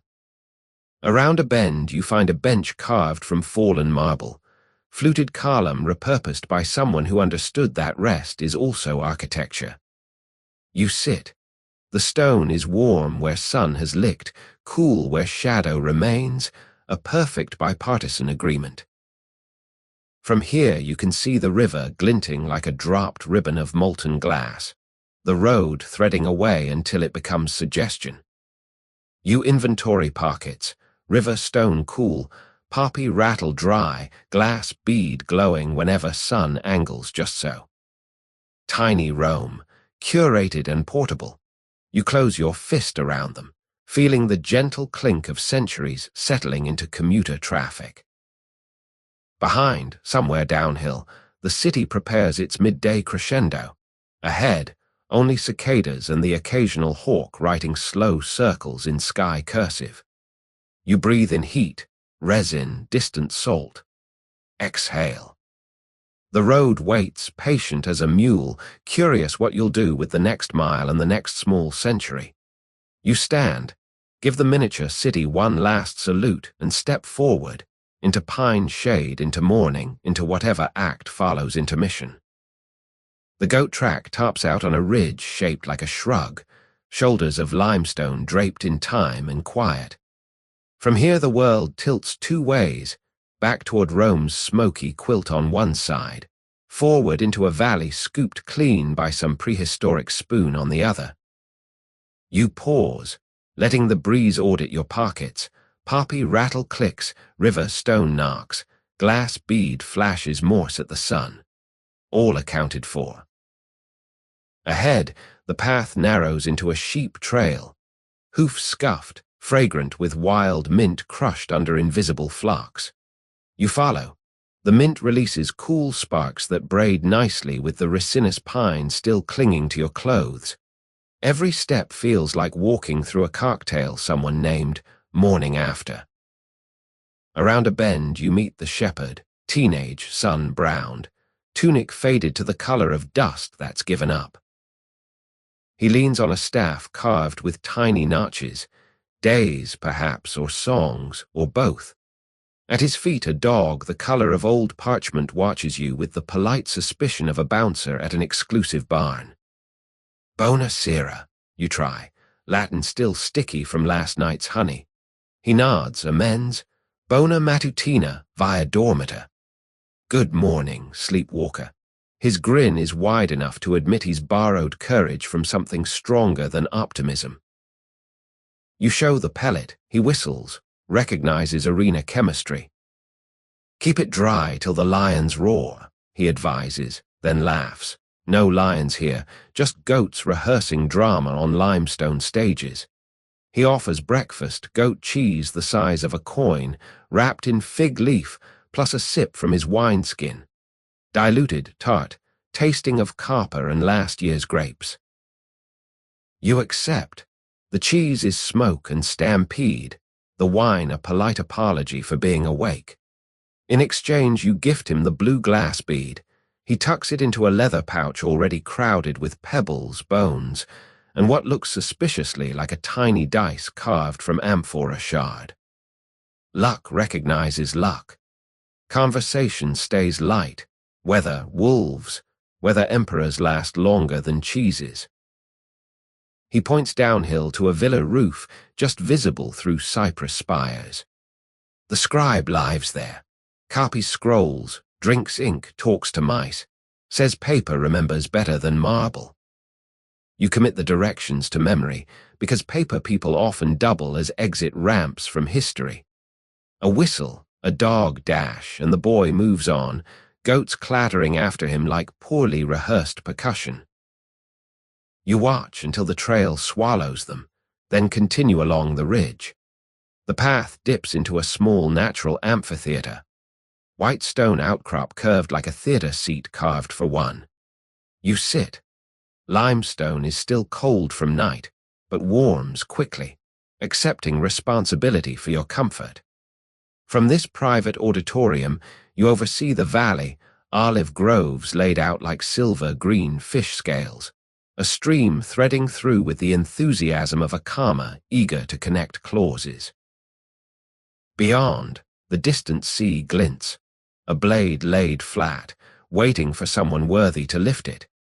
You feel the poppy rattle in your pocket and consider the timeline ahead, sea, port, ship, centuries. The thought doesn't frighten. It's simply another mosaic tile waiting for grout. You uncork the ampala from the temple, Syrian rue and lotus still sealed. The priestess said, when you need to see the hinge between yesterday and tomorrow, drink. You hesitate. Morning is already hallucination enough. Instead, you waft the scent, bitter, floral, like incense apologizing for being early. One drop touches your tongue, a handshake rather than embrace. The valley tilts a millimeter, colors saturate, then settle, politely edited. A hawk circles overhead, writing slow cursive in sky ink. You follow the spiral until vertigo politely taps your shoulder. You decline. Below, a lizard suns itself on a rock, throat pulsing like a tiny bellows fanning a very modest fire. You envy its simplicity. Eat sun, avoid hawk, repeat. Then remember you're basically doing the same with extra pockets. Time to descend. You stand, stretch, spine clicking like abacus beads finalizing a sum. The trail drops through terraces of olive and carob, each level a stanza in an agricultural poem. You pass a dry stone hut, roof collapsed, doorway empty as a mouth mid-sentence. Inside, shadows suggest former lives, a pot, a straw mattress, a niche for lamp. You leave the pellet there, tucked under the pot, courage on retainer for whoever next squats this threshold. Debt paid, account lighter. Further down, the stream crosses the path, spread into a shallow ford. You step in. Water is cold, clear, busy negotiating its way to the sea. Stones underfoot are smooth, tongue-shaped, each one a word the river has finished pronouncing. You pause midstream, let water braid around ankles, washing off dust, indecision, maybe a century or two. On the far bank, the path forks again, left toward the scribe's villa, right toward a village whose roofs you can now glimpse. Terracotta shard sun warmed to the color of toasted bread. You choose left, paper people first, breakfast second. Behind you, the stream continues its sentence, commas of ripples marking where you once stood. Ahead, cypress shadows point like arrows drafted by a committee that favors scenic over speedy. You walk, sandals slapping wet prints that evaporate quickly, proof of passage written in disappearing ink. Somewhere in the groves a dove begins its lament, soft, repetitive, the ancient world's version of hold music, while you wait for the next available century. You hum along, matching pitch, matching patience. The scribe's villa appears around a final cypress, modest, whitewashed, roof tiles like overlapping pages left out to sun dry. A single chimney coughs lazy smoke that smells of pine resin and hot wax, the perfume of sentences being preserved. You pause at the threshold gate. No dolphin token required here, only the polite cough you offer as announcement. Inside the courtyard, scrolls air dry on wooden racks, parchment flapping like lazy gulls learning to read. A small boy tends them with a feather fan, shooing flies that might otherwise italicize the ink. He glances up, shrugs. Visitors must be cheaper than parchment, so you're welcome. The scribe himself emerges from a side room, ink on fingertips, sand on hem, eyes squinting as if still deciphering the world. Mid-40s, hair retreating like an army that's decided the forehead is more strategically valuable. "Salve," he says, voice parchment thin but steady. "You've come to dictate or to borrow." You realize you're not sure. Last night feels like dictation already written across your senses.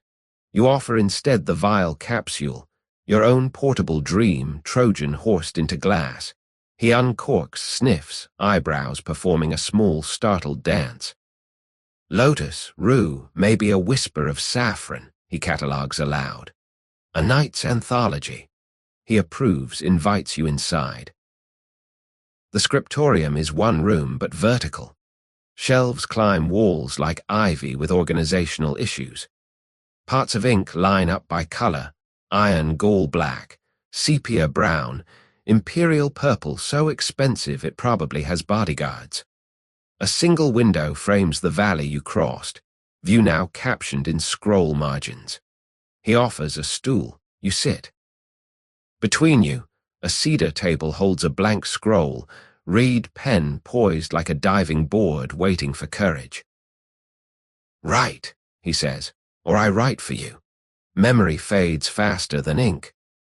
You close your eyes, let the night unspool salt darks, purple bars, violet flames, blue beads, river boats, poppy hush. Words arrive, shy but willing. He writes, Latin looping gracefully, abbreviations where emotion gets too bulky. Occasionally he pauses, asks for clarification. Was the honey rose or rosemary? You taste the memory answer. He adjusts flavor. Ink smells of wine and iron, a scent that makes history feel newly minted. When the scroll reaches capacity, he sands the surface, rolls it, ties it with red cord. 2 copies, he declares. 1 for the villa, 1 for the road. He hands you the smaller parchment, pocket-sized, dense with miniature script. Read when the world feels too modern. It will reverse the spin slightly. Payment is declined. Instead, he accepts the river stone. Paperweights are diplomats between now and later. He sets it atop a stack of half-dried sheets. Stone sighs, papers behave. You both nod, transaction complete, barter older than coin. Outside, the boy offers bread still warm from the communal oven down the lane. You tear it. Steam escapes like a genie modest about wishes. It tastes of crust and contentment, the flavor of deadlines met before breakfast. You thank him, leave a honey stamp of fingertip on a corner, signature of the living. Back in the courtyard, racks of scrolls flutter farewell. You pocket your mini scroll next to the glass bead. Parchment and bead click together, agreeing to co-author future lullabies. The scribe waves, already half returned to whatever sentence was interrupted by your existence. You exit the gate. The valley beyond has ripened into mid-morning gold. Downhill, a village well cranks awake, its chain clinking like cheap percussion for the dove's ongoing solo. You head that way, thirst newly invented, confident wells still accept walk-ins. Behind you, the villa resumes its quiet industry, ink drying, wax melting, history being laundered and hung out to sun. You carry a fresh copy, proof that last night actually happened, or at least happened enough to fool parchment. Sometimes that's all the warranty history offers, and tonight it's plenty. The village well is a small stone symphony. Crank squeaks in soprano, Chain rattles in baritone. Bucket hits water with a bass splash that echoes off terracotta walls. You wait your turn behind two women who exchange recipes in half-sentences, each knowing the other will finish the thought, verbal embroidery, stitch by stitch. When your turn comes, the water is so cold it stings gratitude into your wrist. You drink, tasting limestone, moss, and a faint metallic echo of every coin ever tossed in for wishes. A boy offers figs from a wicker tray. Purple skins split, revealing sunrise pink. You buy two with a copper token bearing the emperor's face, already half eroded into anonymity. The figs are warm from the sun, jammy, seeds crunching like tiny polite fireworks. Juice runs down your thumb. You lick, and the morning feels officially inaugurated. Across the square, a potter fires a small kiln built into the hillside. Flames lick out, orange tongues tasting the day. He sees you watching, beckons. Inside the cooling rack, tiny clay lamps shaped like boats, each no bigger than a thumb. For travelers, he says, to launch on the river when the world feels too wide. You select one, pay with the folded circus parchment. Horse, poppy, dolphin now traded for passage. Fair exchange, memory for light. He hands you a stopper of beeswax and a thimble of oil. Fill when ready. Fire remembers. You pocket the lamp next to the mini-scroll. Ceramic clicks parchment, future agreeing to footnotes. The village ends where olive terraces resume, each tree silver-green, leaves flickering like fish schools caught in a breeze. You climb, following a path whose stones fit together so precisely grass has given up trying to intrude. Ahead, a villa's roof appears. Red tiles sun warmed to the color of toasted bread crust. This one is larger, official, country estate of some senator who prefers his politics medium rare and far from the forum. The gate stands open, guarded by a bronze heron frozen mid-step, beak pointing toward the sea as if advising visitors to continue on when sufficiently fed. Inside, the courtyard is a rectangle of perfect quiet, crushed rosemary underfoot releases scent with every step, a green apology for being walked upon. A servant meets you, eyes flicking to your pockets, clearly someone who believes luggage should be inventoried on site.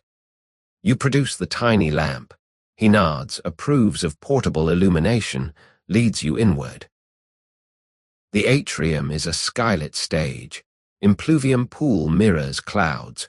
Walls frescoed with garden scenes so vivid real swallows sometimes crash into painted ones. Around the pool, couches are arranged seminar style, occupied by men and women toying with honeyed wine and rhetoric.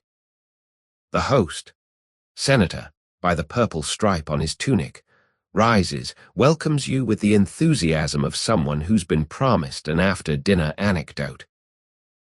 Lunch is served, soft cheese drizzled with thyme honey, eggs poached in wine, lettuce that still holds morning dew. Conversation meanders, grain prices, poetry recitals, whether the emperor's new statue looks more like the emperor or more like the sculptor's banker. You nibble, listen, contribute a line about moonlit poppies. Someone compares you to Horace. Everyone laughs, including you. Compliments are funnier when you're not sure they're deserved. After dishes, the host claps. Servants roll in a curious contraption, a silver sphere pierced by tiny holes, suspended above a brazier.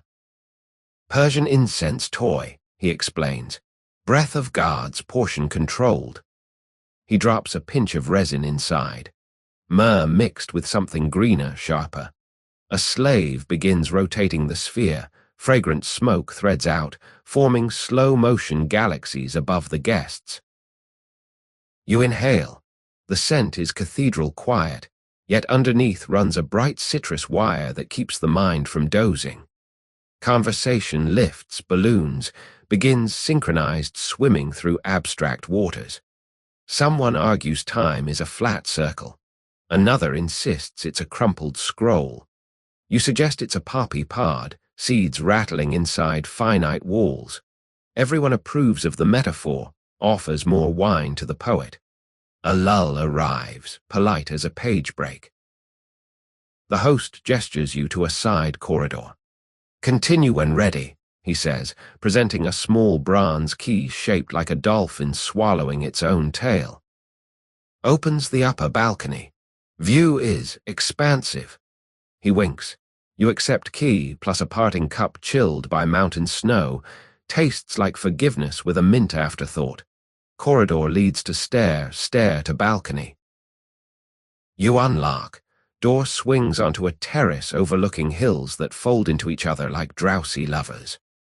Below, the estate spreads, vineyards in military rows, slave quarters tidy, bath steaming in a corner like gossip eager to escape. Beyond, the sea glints. A distant blade you'll eventually cross, but not yet.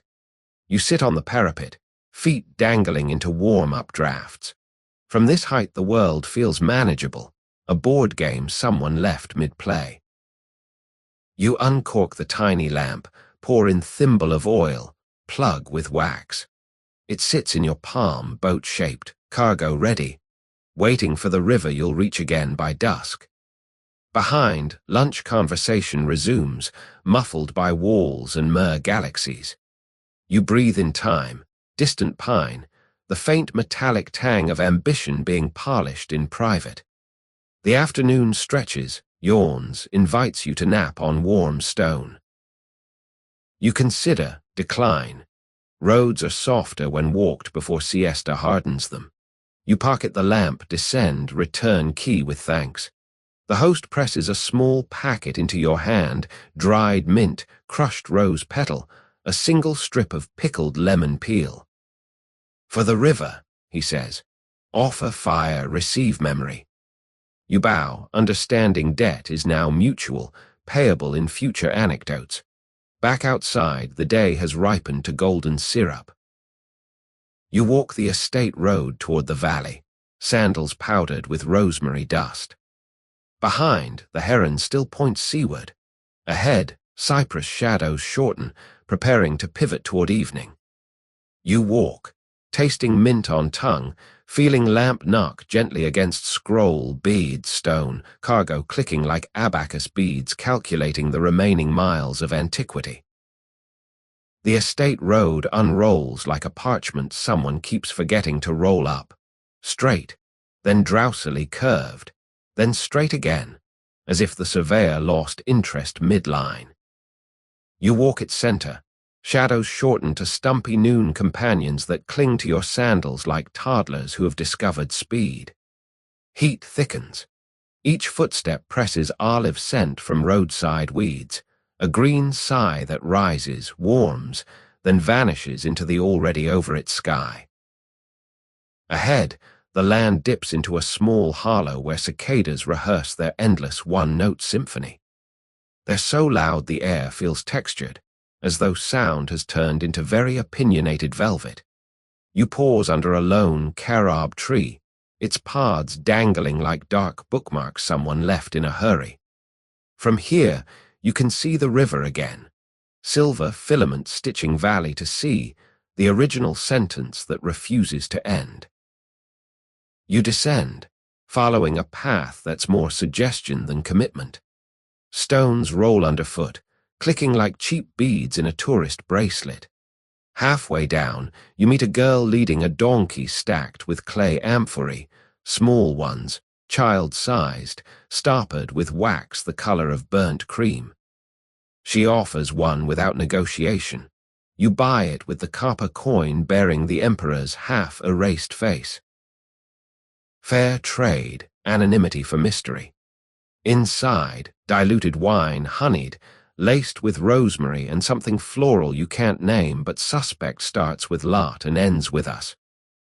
You sip, polite, cautious, and the valley tilts 2 degrees, then rights itself embarrassed. The girl grins, her teeth are the color of well-watered parchment. She continues uphill, donkey hooves printing ellipses in dust. You pocket the amphora, now a hip flask of borrowed afternoon, next to the lamp that still waits for night and a reason. At river level, reeds close in, rustling like gossip columnists who have run out of subjects but refuse to quit. You find a fisherman's path beaten into mud, footprints overlapping until they form a single communal soul. Ducks complain as you pass, then forgive, then complain again, avian customer service in triplicate. Around a bend, the river widens into a natural basin, slow, deliberate, perfect for the small rituals that require reflection and minimal current. A flat rock juts out, stage-like. You sit. Limestone warms quickly, accepts your weight like an understudy finally called up. From here you can see both directions, upstream toward Rome's smoky memory, downstream toward the mouth where ships wait to taxi centuries. You unpack, lamp, oil, wax stopper, plus the mint rose lemon packet from the senator. You arrange them like chess pieces mid-game, lamp center, oil beside, herbs waiting to become incense.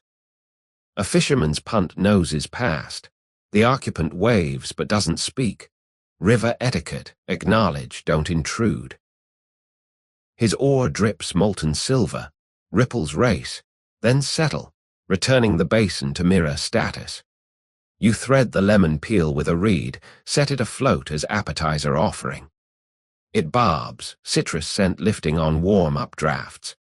Next, crumble mint and rose between fingers, sprinkle onto the water's skin.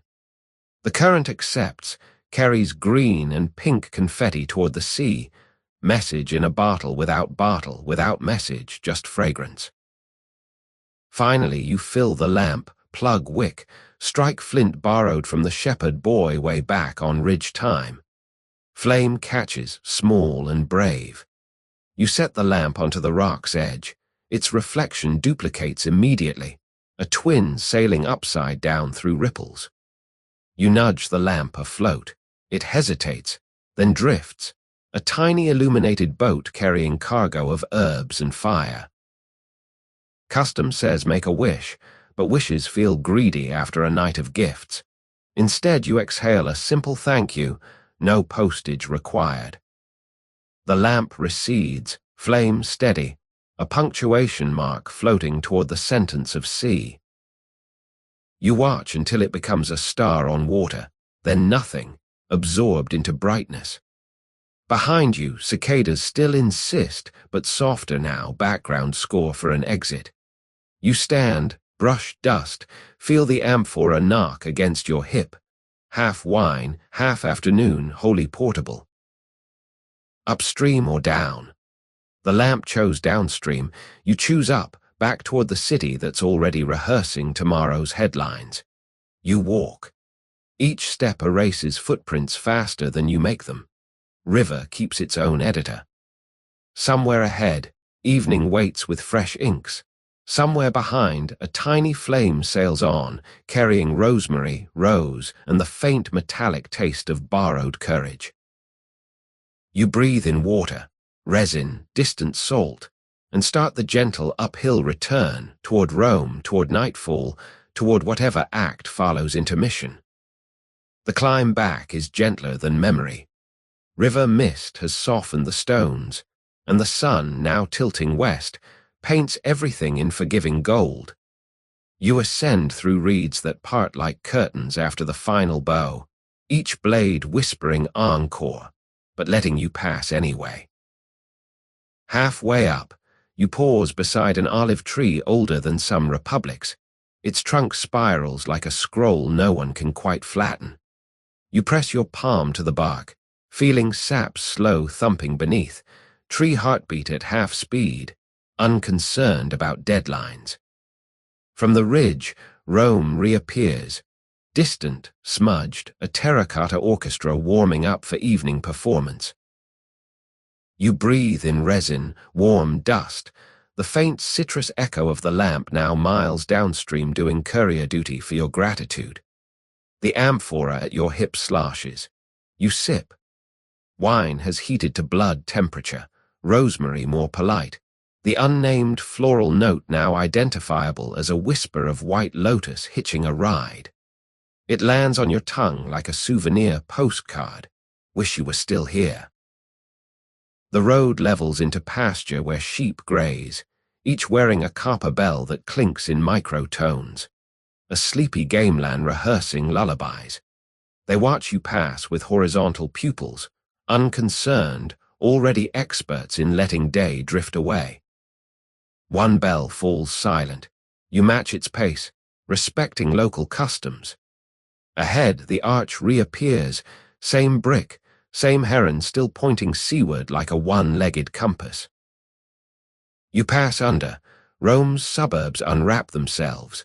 Vegetable plots, potters' kilns, a bathhouse venting lazy steam that smells of pine and yesterday's gossip. The city's volume knob turns up gradually. Cartwheels, distant hammering, a child practicing flute, missing more notes than it hits but committed to the drama. You wander into a smaller forum, vegetable market, not the grand marble kind. Stalls sag under dusk produce, bruised figs, repentant lettuce, onions shedding papery confessions. A vendor offers late-season peaches so soft they require apology rather than payment. You trade the last copper coin for two. Juice drips through your fingers, sticky as secrets. From a corner tavern, music leaks, lyre, finger cymbals, laughter layered like flaky pastry. The doorway breeps out lamplight the color of diluted honey.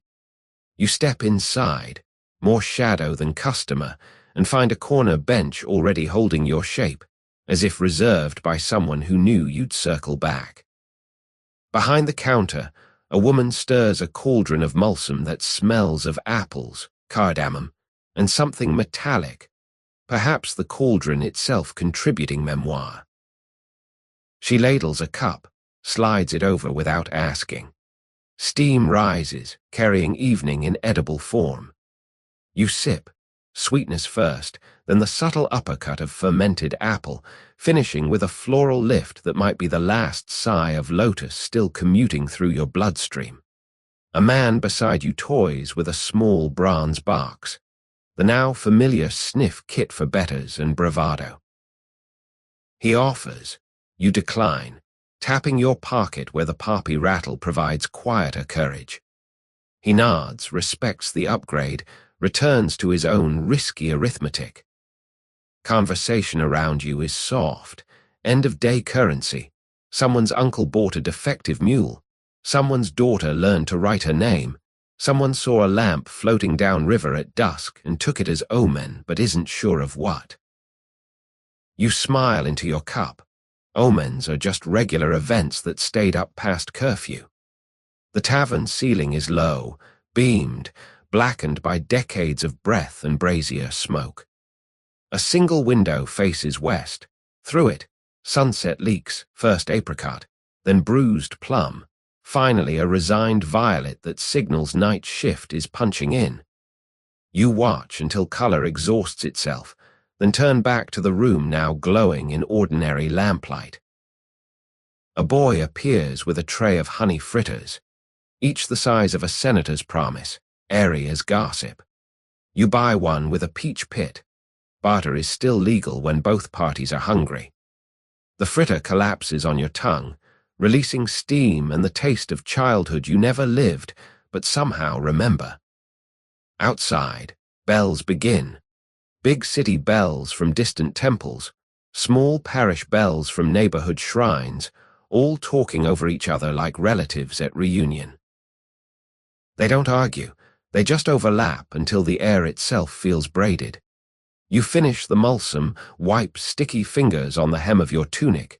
History is washable, mostly, and step back into the street. Torches now line the major avenues, pitch crackling, sending up tiny sparks that die before they reach the stars, Rome's version of polite applause.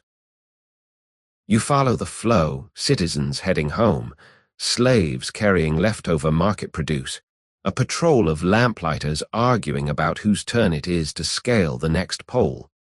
You walk without destination, letting the city's evening bloodstream carry you. Somewhere ahead, another Parpana, another story, another lamp waits to be launched. But for now, movement is enough. Feet on stone, heartbeats sync to distant flutes, pockets clinking softly with Antiquity's loose change. The night smells of cooling bread, fermenting grapes, and the faint metallic tang of empire being hammered into shape on unseen anvils. You breathe it in, store the recipe, and keep walking toward the next corner, the next breath, the next softly lit question mark Rome always leaves glowing for whoever isn't ready to sleep. The side street you're following kinks left, then right, like a sentence rethinking its grammar, and deposits you in front of a doorway curtained with strings of bronze coins. Old asses, worthless as currency, priceless as percussion. Each step through them sounds like gentle rain apologizing for being late. Inside, the room is cave-dark until a single lamp blooms, revealing a woman in a tunic the color of closed eyelids. She gestures you onto a stool shaped like an inverted amphora.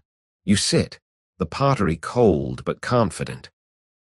On a low table between you rests a sheet of papyrus, edges charred as if it once survived a fire and now considers flame's old friends. She lifts a reed pen, dips in ink that smells of cedar and iron, then writes 3 symbols, quick, economical, final. She turns the sheet. You read, quid eras. What were you? Not who, but what, as if identity is a substance rather than a story. You open your mouth. She raises a finger, answer in object, not verb. So you empty pockets onto the table, river stone, poppy husk, glass bead, clay pellet, wax-sealed ampulla, the miniature scroll, a small museum of night. She nods, arranges them into a constellation you almost recognize, dolphin, poppy, river, dream, then drips a single drop of ink at the center. The pool spreads, swallowing shape, becoming a black mirror. She tilts the papyrus toward the lamp, flame catches, devours. Paper curls, symbols lifting as orange ghosts.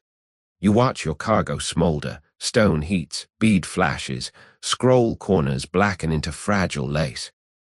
The room fills with cedar smoke laced with lotus residue. The scent is goodbye wearing perfume. When the flame dies, only fragments remain, ash shaped vaguely like wings. She gathers the still warm dust, funnels it into a tiny glass vial no longer than a fingernail, corks it with wax the color of tired blood. Presses it into your palm. Eras, she says, past tense complete. Then she smiles, erasing you kindly. You stand. The curtain of coins parts, clinks applause for a performance you're not sure you gave. Back outside, the street feels edited, same stones, softer focus. You walk, lighter by the weight of relics, yet somehow heavier with absence. The tiny vial knocks against your heart like a second pulse, reminding you it's empty of everything except record. Ahead, a side gate to the Circus Maximus yawns, small service door, unguarded, torch flickering like a usher who lost the schedule. You enter. The vast ellipse opens, moonlit sand pale as bone china. No crowds, no chariots, only the echo of your sandals descending the seating tiers. You sit on marble still holding afternoon heat, facing the spina where obelisks mark time in languages no one speaks fluently anymore. Below, a groundskeeper rakes the track, smoothing hoof prints into anonymity. Sand obeys, erasing history with each stroke. He notices you, nods, continues. Ritual ablution before tomorrow's races. You inhale dust, pine tar, lingering whiff of horses that exist now only as muscle memory in dirt. From the highest tier you can see Rome stitched together by torch lines, forums, temples, apartments glowing like cells under microscope. Somewhere in that lattice, the tavern still serves, the bathhouse still steams, the woman still burns papyrus for whoever arrives with pockets too full. You feel the city breathing, a lung bigger than any single era, inhaling yesterday, exhaling maybe. You uncork the vial, tap a pinch of ash onto your palm. It's weightless yet warm like soot from a star. You blow, dust lifts, drifts over seats down onto sand, settling where hooves will thunder again at dawn. Offering complete, record transferred. You pocket the empty vial, now a vessel for whatever comes next, historically vacant, contractually ready. Behind you the gate waits, coins still chiming faintly in a breeze you can't feel. You descend, steps echoing, marble counting ribs of the giant beast that is arena, city, empire night. At the threshold you pause, listen somewhere inside. Sand has already forgotten your ash, but the air remembers. Faint cedar, faint lotus, faint question. Quid eris? What will you be? You don't answer. Answers are heavier than ash and nowhere near as mobile.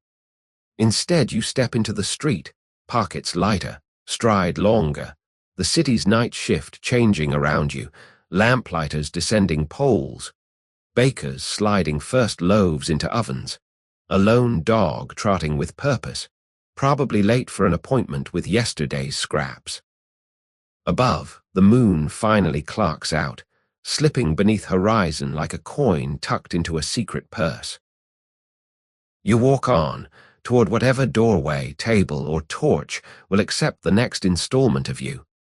History's ledger still open, ink still wet, pages still warm. The street you choose is barely wider than a sigh, walls leaning together like conspirators who have run out of secrets but enjoy the posture. Torches are sparse.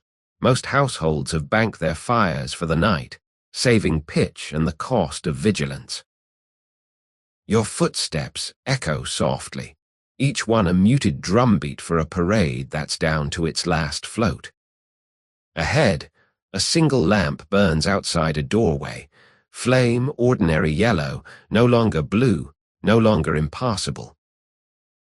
The sign above reads Bibliothecae Umbra, in letters so shallow they might have been whispered into wet plaster. Shadow Library. You push. The door yields with the tired grace of someone who's been opening for insomniacs since Republic turned to Empire and back again in all but name.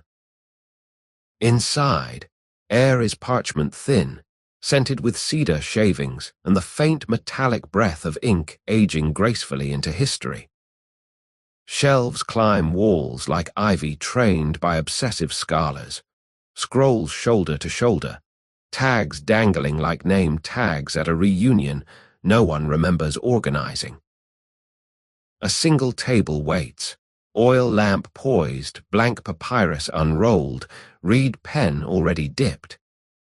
Invitation or indictment, you're not sure, but you sit. From a side alcove the librarian emerges, genderless tunic, eyes the color of well-used erasers, movements soft as footnotes.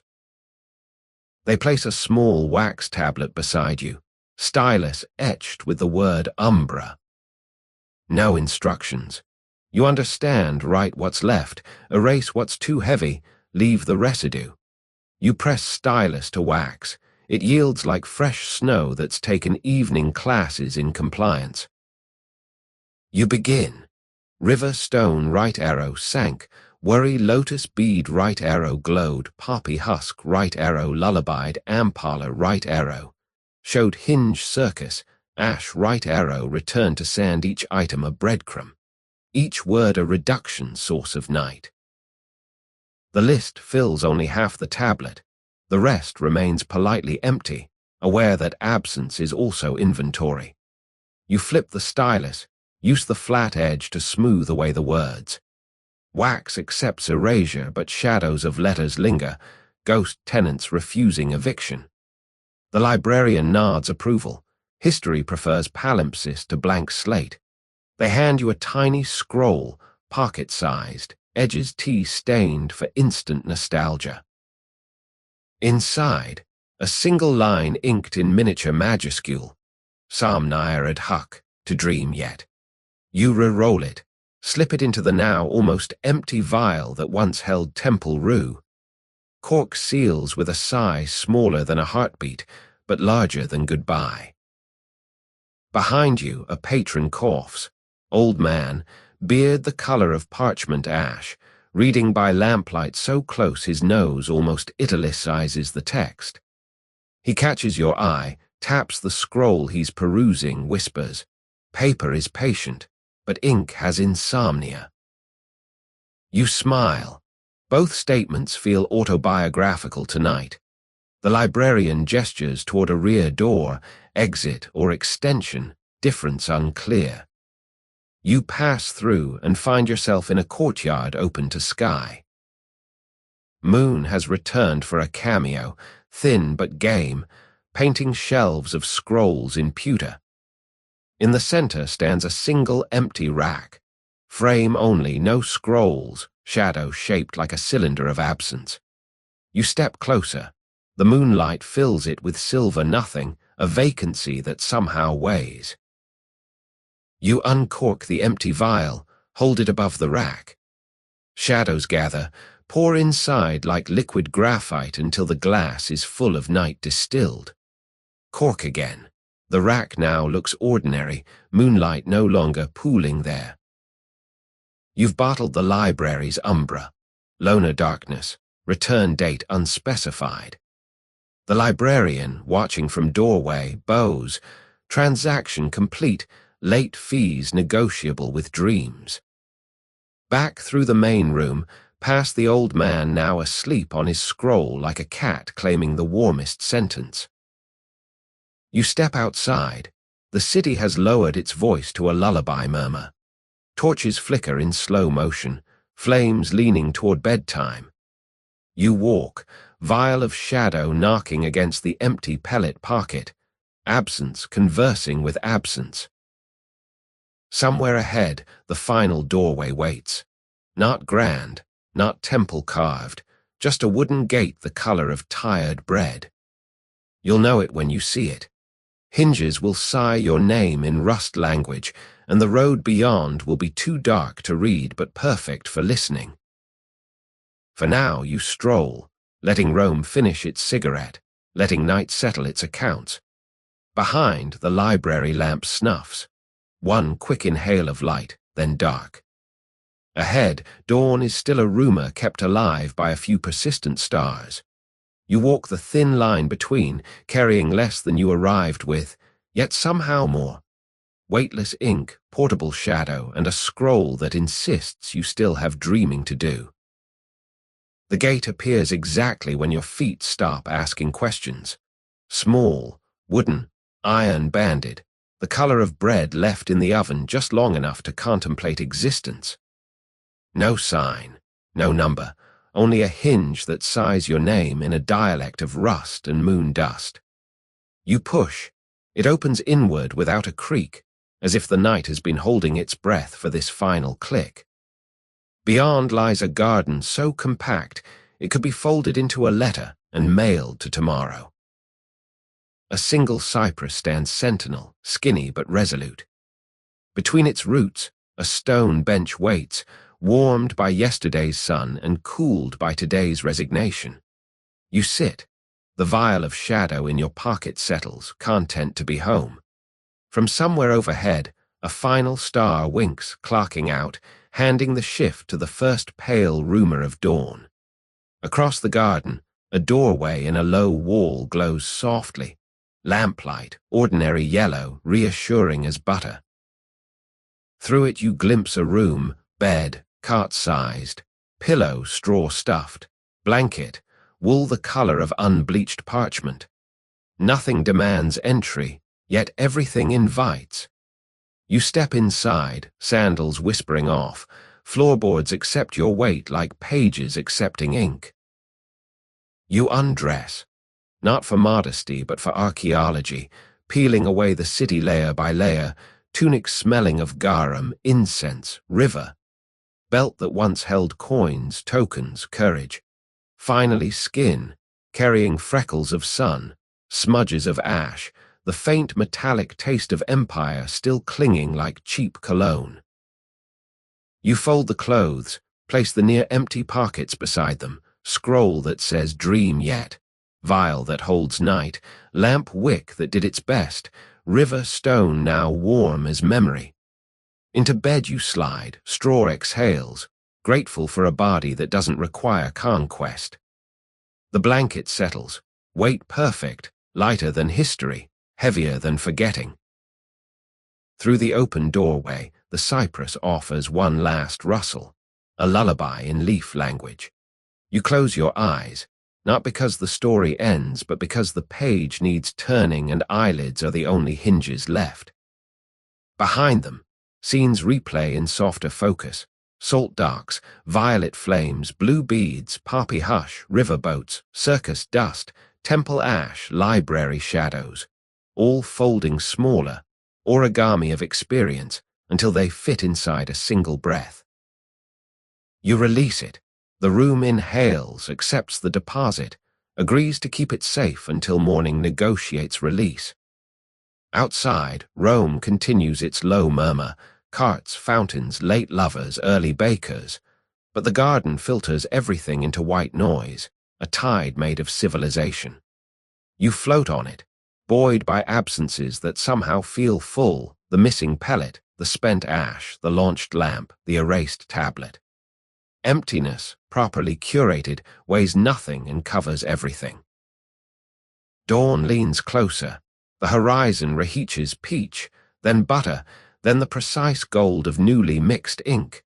You feel it through closed lids, warm light signing its name across your blanket. No hurry. The city will still be there when you emerge, older, newer, same. For now, you rest, carried by the gentle undertow of centuries that have agreed, just this once, to pause and let one traveler nap.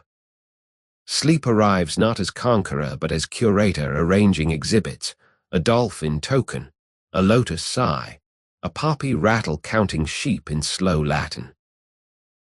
You let it catalogue, no longer curator, no longer traveler, just artifact gently held. The cypress stills. The garden gates close without sound. Rome exhales, rolls over, dreams you back. The room settles into the hush that only comes just before birds remember they have opinions. You lie still, letting the straw mattress shape itself around the negative space of your body. An imprint Rome will keep on file, just in case you apply for re-entry. Each breath is slower, syrupy, as if the night has slipped a tiny spoonful of eternity under your tongue. You taste cedar, distant mulsum, the faintest ribbon of lotus that refuses to clock out. That's fine. Let it stay. Dreams can always use extra staff. Outside, the cypress exhales a last rustle. Leaf against leaf, the quietest applause in history. No encore demanded. The garden gates remain closed, but not locked. Rome knows you'll let yourself out when you're ready, probably before the bread cues form, definitely after the stars sign off. You feel the horizon lighten behind your eyelids, peach pearl, then the precise gold of a new day being minted. It doesn't intrude. It simply waits, polite as a stagehand who knows the show is over but the house lights haven't risen yet. Somewhere in the city, bells will soon argue about the hour, but their voices are still muffled by distance and the soft cotton of almost sleep. For now, the only percussion is your heartbeat, conducting a slow exit waltz with the tide of blood in your ears, soft, softer, gone. You are safe. There is nothing left to do tonight except let the night finish its shift. The blanket warms, the straw sighs, the vial of shadow keeps its silent counsel. Everything you borrowed has been returned with interest. Everything you lost has been archived in a language only moths can read. Let the candle fade. Let the page rest. Let the city hum on, a lullaby performed by a million strangers who will never know they sang you to sleep. Breathe in, cool stone, warm wool, the faint metallic memory of empire. Breathe out, salt, smoke, violet, river, poppy, ash.